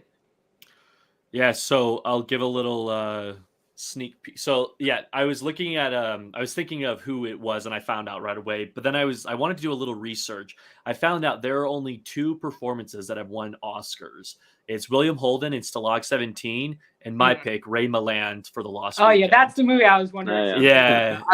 As soon as you said that, I'm like, maybe I should pick him. Yeah. Ray Milland, The Lost Weekend. He won the Oscar. The movie won Best Picture. It's just absolutely incredible. I mean, this alcoholic fighting the urge to stay sober, but it's just it's his chronicle of staying away from from a drink, and he does so good at it, at just like playing a desperate character. It really is an Oscar-winning performance, and so yeah, I mean, it's one of those things that also once you see it, you're just like, oh yeah, fair enough. Like it makes sense that it was an Oscar winner, so that's who I choose. Yeah, it's very interesting. We're 123 through the show, and this is the first time. Last weekend, the only Best Picture winner from Wilder. This is the first time someone's mentioned it, which is pretty crazy. The Apartment. The Wait, Apartment. I'm yeah, sorry, the I'm sorry. Apartment, yeah. No, you're good. You're good. When I said that, I was like, "There's another one, isn't there?" Someone's got Well, so what for what it's worth, yeah. So when you kind of had the technical difficulties, we're like, let's shout out some ones that we haven't talked about yet. And I purposely didn't mention Lost Weekend because I knew I'd be talking about See, it for performance. that was what I was angling toward. Yeah. when I brought that up, yeah. Nice. Because I'm that's actually- definitely. No, sorry, go on. So I was about to say, if we had a most overrated, I might go with Lost Weekend, unfortunately. Ooh, I sad day. can't abide that. Can't abide Yeah, that. no, don't like that.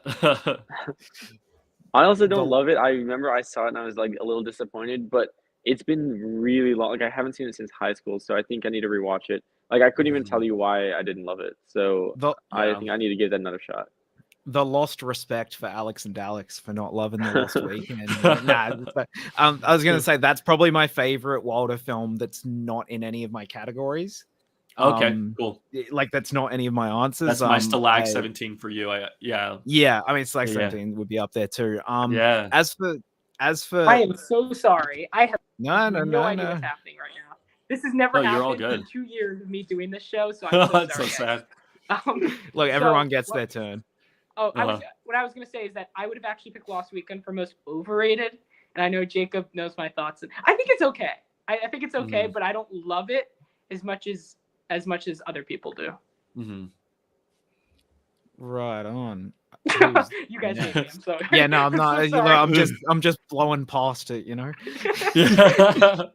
It's my number 12. It's like my number 12, so it's not. It's like Gotcha. yeah, it's right around. It's Sabrina, my number where it's 4. like, oh wow, Wow. yeah. So Yeah, Wait, I do love I that. need to rewatch it. No, I love need his to rewatch performance. it. It was in my top 5, I think. I do love that shot of the stains, the glass stains on the bar. That I still remember that shot is amazing. Yeah.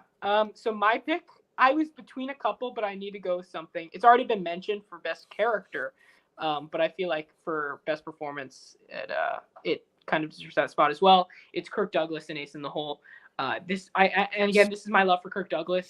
The man, I went through a streak, I think in 2020, 2021, where I saw 4 straight movies where I rated like 4.5 in a row of his filmography. I'm like, holy shit! Like this guy, it's like 20,000 Leagues Under the Sea, Spartacus, Ace in the Hole, and I'm forgetting what the 4th one is. Oh, Paths of Glory.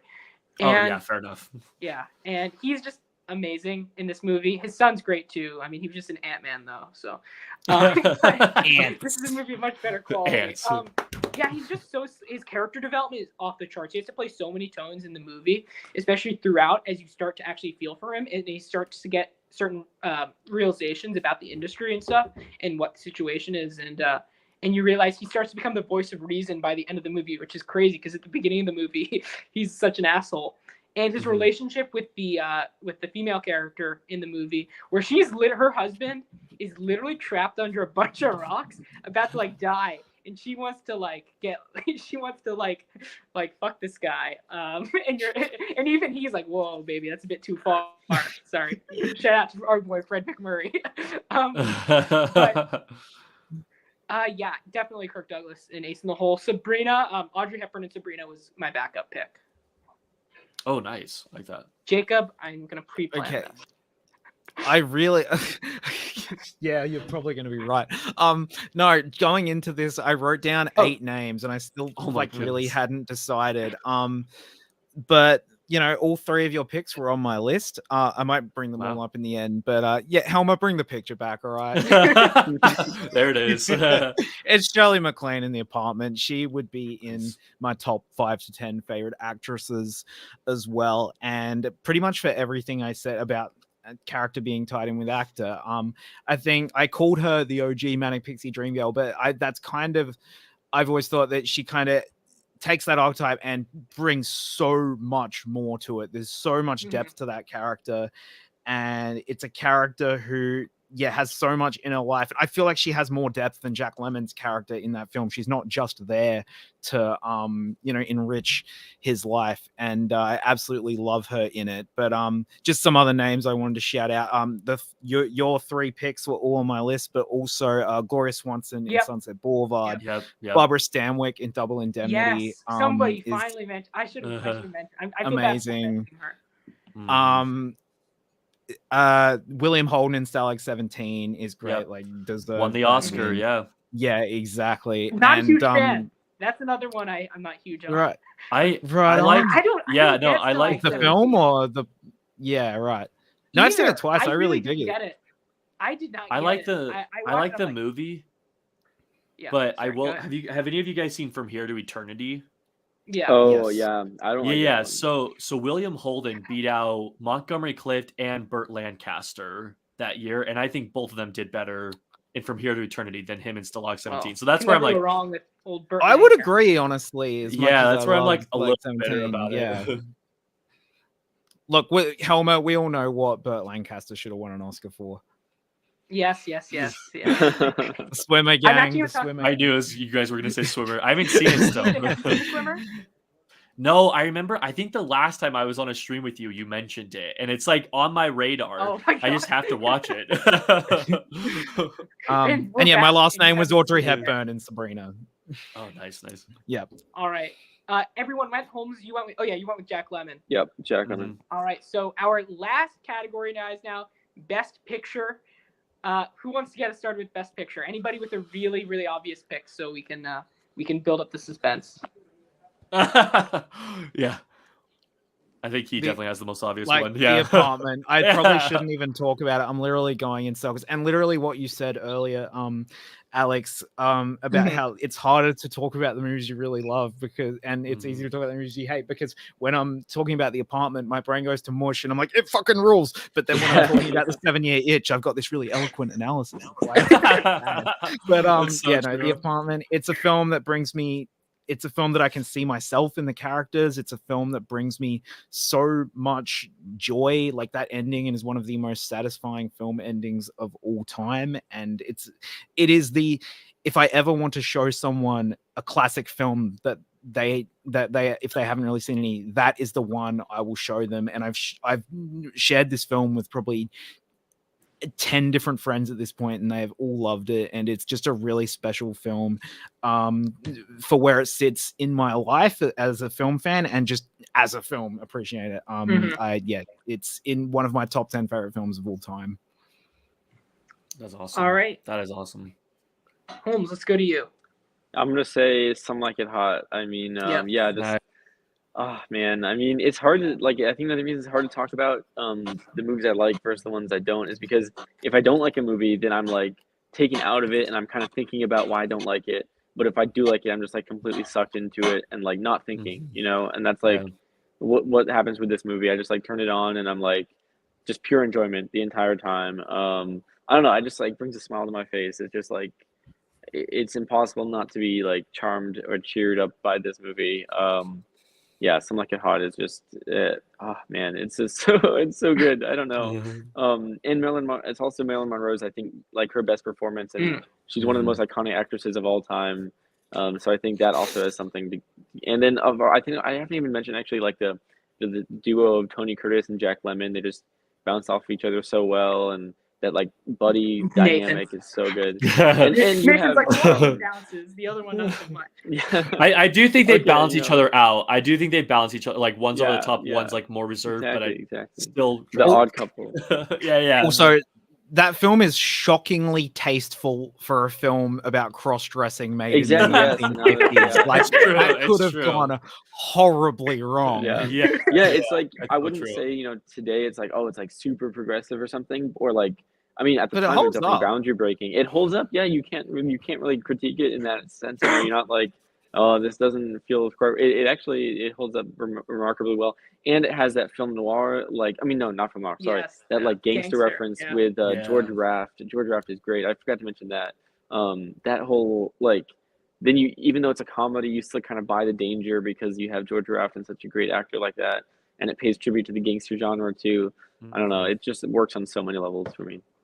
It's funny you mentioned that it still holds up. I agree. And it's like, I was just, as you were talking, I was thinking about it. And Some Like It Hot, the reason I've seen it so many times is because it's never been like one of my favorites. Like I saw it for the first time and I think I gave it like a 6 or 7 out of 10, which is crazy. I was in high school. I didn't know anything. And then I rewatched it and I was like, wait, this movie's actually great, but it still has never crossed that 8 out of 10 like tier. And even on a third watch, I still have it at an 8 out of 10, but I think it definitely earns a lot of credit for being rewatchable. Like, because there's a difference of like watching a movie and being like, okay, yeah, it's just overrated, I'm just gonna move on. But like Some Like It Hot has me I keep coming back to it because it really is good. And so I'll give you that. Like it definitely very rewatchable, very easy to get through too. Oh yeah. Yeah, I've only seen it once, but I'm at that 7 out of 10, Nathan. So you're not alone. But hopefully, whenever we watch it, I'll get to 8 or maybe even 9 out of 10. Oh, nice. I'll only rewatch it though when you watch a swimmer though. So no, I'm at an 8.5. Solidarity, Holmes. Well, yeah, I was at gonna a say 10. I'm Oh man. Yeah, I hope you're at a 10. You're like, I'm at a 6. We're like, what? Yeah, I just don't like Billy Wilder. Yeah, why Yeah, you guys no, invite none me? of them are called the 7 for me. So my pick, Sunset Boulevard. Not much Nice. to talk about. If you want to hear my analysis, just watch like 3 other segments in their 90-minute show. So I'm just gonna leave it to Nathan, our special guest. This is the moment we've all been waiting for. You mentioned you've had a lot of curveballs, Nathan. Right? I know. It seems like out of everyone, you've picked kind of the widest variety of movies. So tell us, once and for all, what is the definitive Wilder movie for you? So I'll say right here, it's my favorite. I'm not choosing like the objective best. I'm choosing my favorite, and I've only mentioned it I think once today, but I'm going with Witness for the Prosecution. Whoa! It is like, wow! Yeah, no, I love Witness for the Prosecution. Hopefully my poker face has played well, but it has. I knew that because I saw it in one of your Instagram posts. I'm sorry. No. Ew, dang it. No, like, anytime it's mentioned, I'm just like, yeah, that's a good movie, but deep down I'm like, best movie ever. Like I'm going crazy for it because like the first time when I started getting into Billy Wilder, that was one of the ones that I saw for the first time, and I was just, from the moment it began, it was kind of like a weird timing because I was getting into Billy Wilder, but also getting into Charles Lawton. And then I watched this movie with both of them, and it's just like incredible on all ends. What's happening? Okay, Helma. He's just like being attacked by robots. Just watching your face there was I gave power back, so I was just the microwave's going on, microwave in the computer. The microwave. The robots are rising up. To the prosecution. On for a while, so my microwave was like going on and off for a bit. No, the microwave heard Witness for the Prosecution, and it's like, wait, why didn't anyone else say it sooner? Like, I'm coming back. This guy. Yeah, exactly. No, but I kind of alluded to it with the screenplay category, but just the fact that like I love that from the moment it begins to the final minute, you're guessing the whole movie. Like, okay, is he innocent? He's not innocent. I'm not going to say anything, but as you're watching the movie, it's just you're always questioning, and then a new lead comes, and you're like, okay, what direction is it going to go in now? And the cool thing too is that even when you've seen it once and you know how it ends, even on a rewatch, it's really good because you have that new information. It's kind of one of those classic examples of like better on a rewatch kind of thing, but. It's like in my kind of like what you were saying with Apartment being in your top 10. It's in my top 25 of all time. And it's the most rewatched Billy Wilder movie for me as well. I think I've seen it 3 or 4 times, but it's due for so many rewatches in the future too. So I actually have a video essay coming out on it soon. Like I've written the script, I've prepared stuff. So that will be coming out soon. But yeah, that one's definitely my favorite one of the bunch. I'm really going to need to rewatch it. It's been probably 2 or 3 years, and I definitely need to give that one another go. Yeah. I mean, I agree. It's great. You sold me. Yes. Because again, like I really liked it, but it didn't leave that much of an impact on me. So I think I might appreciate it more. Even The Apartment, I didn't give 5 stars the first time I watched it. So like these things take time. No, the first time I saw The Apartment, that was one of the ones I gave like a 6 out of 10. And I have this list on Letterboxd where it's like, don't trust younger Nathan, and it's all the movies that like I liked more on a rewatch. And The Apartment is on that list because when I rewatched it, I was like, "What is wrong with me? This movie's incredible!" Like it shocked me. So yeah, we've all been there. Look, we changed. It's true, and that's the beauty. That's the beauty of film. Well, I think it's cool that we all have different choices for Best Picture too, because it just shows that Billy Wilder is incredible. Like if we all had the same one. It's like, okay, yeah, like he made a few good ones, but this is obviously the best. But the fact that we all had different ones is really cool, honestly. And that's something that makes him one of my favorite old Hollywood directors, and one who maybe I'm not going to sit here and call Wilder underrated, but I'm going to say he he didn't get enough respect from like No, it's true. academics and people in film studies, like in terms of he was dismissed by the auteur theory guys because his films weren't unified. And I'm like, that's what's awesome about him. He could do anything. And yeah, no. Yeah. Love Billy Wilder. Yeah, amen. All right, you can hear and see me, right? Yep, we good. Did someone say something? No, I'm just kidding. My TED Talk's over. Yeah, amen. I'm like freezing up here, so I'm gonna. Sorry guys, but I did gain power, so I'm now on my computer, so that's a step up. And I loved what you guys were saying in the last 5 minutes. I completely heard and digested everything. So, Nice. Yes. But I will also say one question I had is because I asked this to a lot of people and people have different answers. If you could choose one, would you prefer Wilder's comedies or more of his kind of film noir stuff more? Oh, I was actually thinking about this while I was working on these categories, and I think I prefer his noirs and dramas. In like The Apartment's my favorite film, but beyond that, like if I'm talking top 5 after The Apartment, it's Ace in the Hole, Sunset Boulevard, Lost Weekend, Double Indemnity, like his sort of his early ones, especially like the 40s and 50s. Like, I mean, yeah. And I know he's maybe known as a bit of a comedian, but I think, there was so much brilliant cynicism in his work. Well, that's a good point too, because I was like, yeah, that is hard. But then I was thinking about it, and kind of the same as you, like all my my top 4, my top 4: Witness, Sunset Boulevard, The Apartment, and Double Indemnity, and those are all more on the. I mean, The Apartment has its funny moments, of course, but like those are all more on the drama side, I would say. And then as the list continues, there's like 1, 2, 3, that's more comedy. Ace in the Hole, Stalag 17, Spirit of St. Louis, and Five Graves to Cairo. Like all those movies are like a few comic moments like sprinkled in, but for the most part, drama. So yeah, I think I'd also go the noir route. Yeah, Holmes. I think I'm gonna go the comedy route, just to be different. No, but I think I don't know. There's just something about like that, like you were saying the cynicism, right? But I think there's cynicism in his comedies too. Especially, I mean, The Apartment. I mean, I guess you are saying it's probably more dramatic than comedic, but it also is a comedy. But it's just the way that you can like. I think that maybe that's just like a personal taste of mine, but I just love when comedies are able to say something a little bit deeper than just like telling jokes, and I think it is able to like get into our brains a little bit more, and like it's like sort of like a Trojan horse, it's like you're like laughing, you're having a good time, and you're like, wait a minute, that's really fucked up, like I think I just love that comedy, that tension between the dramatic and the comedic, and he does it so well, and he also has those iconic screenplays. I think like that dialogue, that fast dialogue, is just so good in his comedies, and so I got to pick the comedy for that. Yeah, I was gonna say, but even if whatever you choose, either comedy or kind of mystery, thriller, film noir, they both kind of delve into each other a bit when you see his movies. Like for example, Holmes mentioned for Some Like It Hot, you have a bit of gangster in there, a bit of kind of thriller, a bit of that, and then Sunset Boulevard. Funny you have movie. A bit of comedy as well. It's very funny. So I would even argue Ace in the Hole has some moments that are so horrific and so that it comes off is really kind of entertaining. So the fact that he's able to balance everything in all of his movies, except for maybe Fedora, which tonally might be a mess, most of his movies are able to balance those tones really well. Oh man. Fedora is really just the whipping boy of this I need to watch it. I need to watch it. I haven't seen it either. I'm so excited. Nathan got me really excited for it, so I hope. I'm just scared. Like, what if you watch it? You're like, anywhere? No, I think I had to watch it on like one of those weird like OK.ru sites. Have you ever used that site? I think I had to use that site or something, like one of those weird websites. It's hard to find. I'm not buying that shit on DVD. So. No, do not buy that, please. Yeah, not worth a blind buy, you reckon? No. Good to know.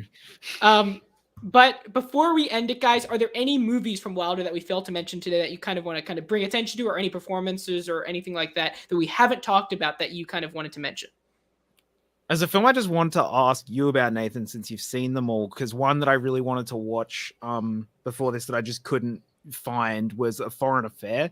What are your thoughts on that film? Where does That's that one. sit?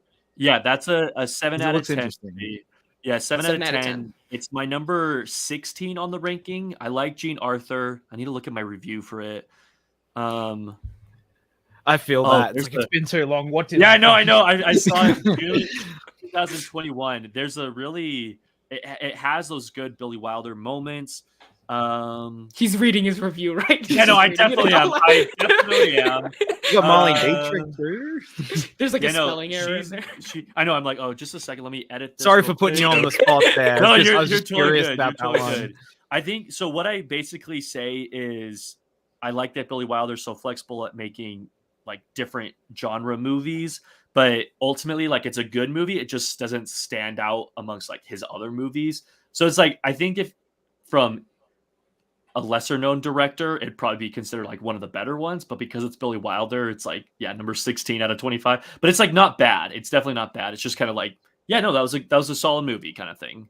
He has a lot of Yeah. films like that, like some of the later ones, like for example, like The Fortune Cookie, where you're like, this is like Yeah. a solid ass movie, but just Yeah, Billy Wilder's name on it makes you a little Mm. disappointed. exactly. And like, yeah, Foreign Affair, like I said, it's definitely not a bad movie. It's just, it's fine. It exists. That's good. And I like Gene Arthur too, and Marlene Dietrich, so that's good too. And then what about kind of the Walter Matthau, Jack Lemmon era within Wilder's filmography? You have a lot of Jack Lemmon in there. How many collaborations do they do? Like 6? That's They did like 6, 7, I think. 7? Jeez. Yeah. Yeah, I don't know how And many then with there's Wilder. only I've 2 only that people seen the remember. 2. You are, yeah, Yeah. I've only seen the front page and The Fortune Cookie. He- And they're both here- they're very low tier, but they're Yeah, not bad count. films. One that Jake or, 7. Nathan, I wanted to get your thoughts on it because I wanted to watch it because the letterbox poster is just really cool. It's "Kiss Me Stupid" with Kim Novak. Oh, and gosh. Dean Martin. It's not. Oh, okay, it's not good. No, it's 23 out of 25. Like it's Oof. yeah, no, the whole it's super long if I remember right. Yeah, Yeah, 120 a lot of Well, his it's bad, that's the thing. A 125 lot of his minutes. bad movies are so long. I'm like, damn, do I really? Well, the wanna, funny thing like, is, like, yeah, 125 minutes, which I guess isn't awful, but it just, you feel the length. It is Yeah. so long. I didn't like the plot, and then Kim Novak, the whole movie, she has a cold, like her character has a cold, so her voice is really annoying to me. Like, she's supposed to be stuffed up, but it just do you doesn't hate help Jack her case. Lemmon in The Apartment? No, actually, I don't. But it's I like felt the so whole bad for him. movie. He's sick. Dude, Yeah, watching no. that movie after COVID really hits different. watching dudes just like sneezing in crowded he elevators sleeps and stuff. outside. Yeah, and then Dean Martin is a complete horn dog. Like, he's just so horny and "Kiss Me Stupid." It's like, dude, calm down. Like, get her, just leave. He's crazy. So Calm yeah, I just down. didn't enjoy it. Yeah. All right, guys. It looks like we're gonna end it. We went a bit long here. Apologies for the technical difficulties. But before we end it, Nathan, where can everyone find you? And is there anything coming up on your channel that people can expect? Yeah, yeah, yeah, pretty good movie. No, it's yeah. So pretty soon I'll have a video essay out on the witness for the prosecution. I've already written the script for it and everything. So I'm excited about that one. Jacob was joking.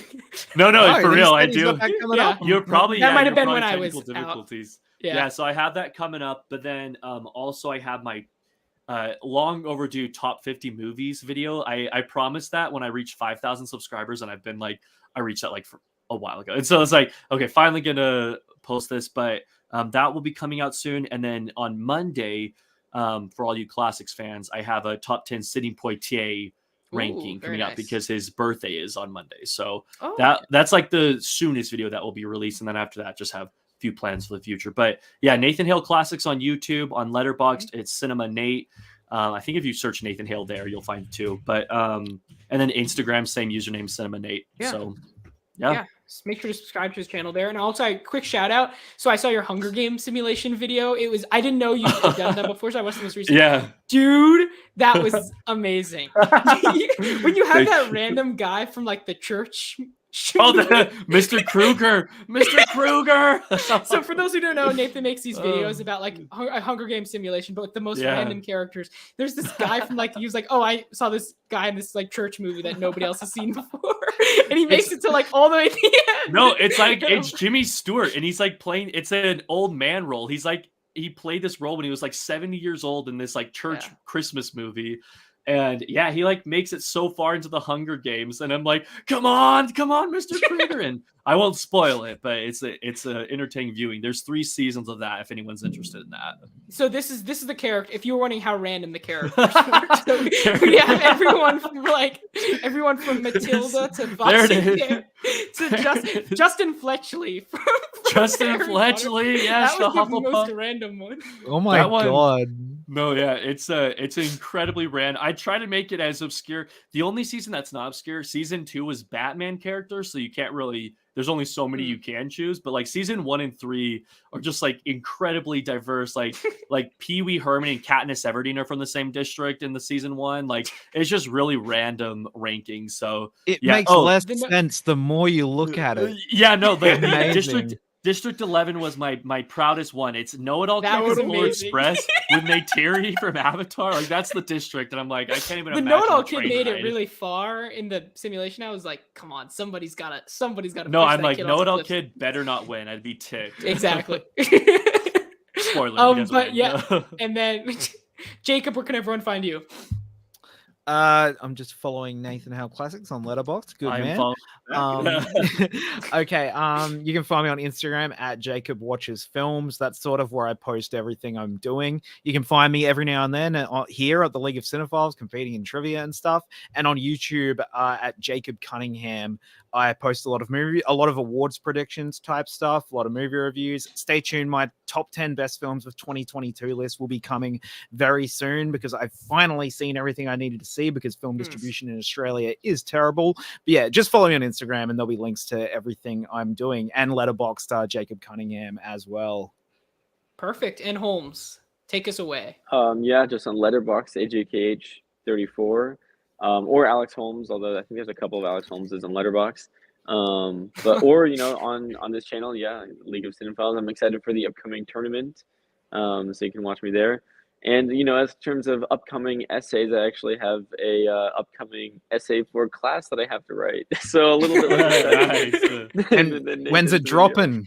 When can we read it? We're dropping March 8th, the due date, March 8th, yeah. New essay dropping.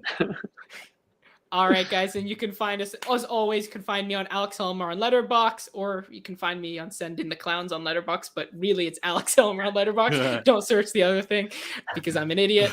And League of Cinephiles on Instagram, follow us there. League of Cinephiles on YouTube, subscribe to the channel. Thank you all for joining us. We went a bit over time. Apologies for the technical difficulties, but it's always great to talk to fellow cinephiles like you guys. Nathan, it's great to have you back on the channel. We will see you next month with another funded director to digest, to analyze, to discuss everything.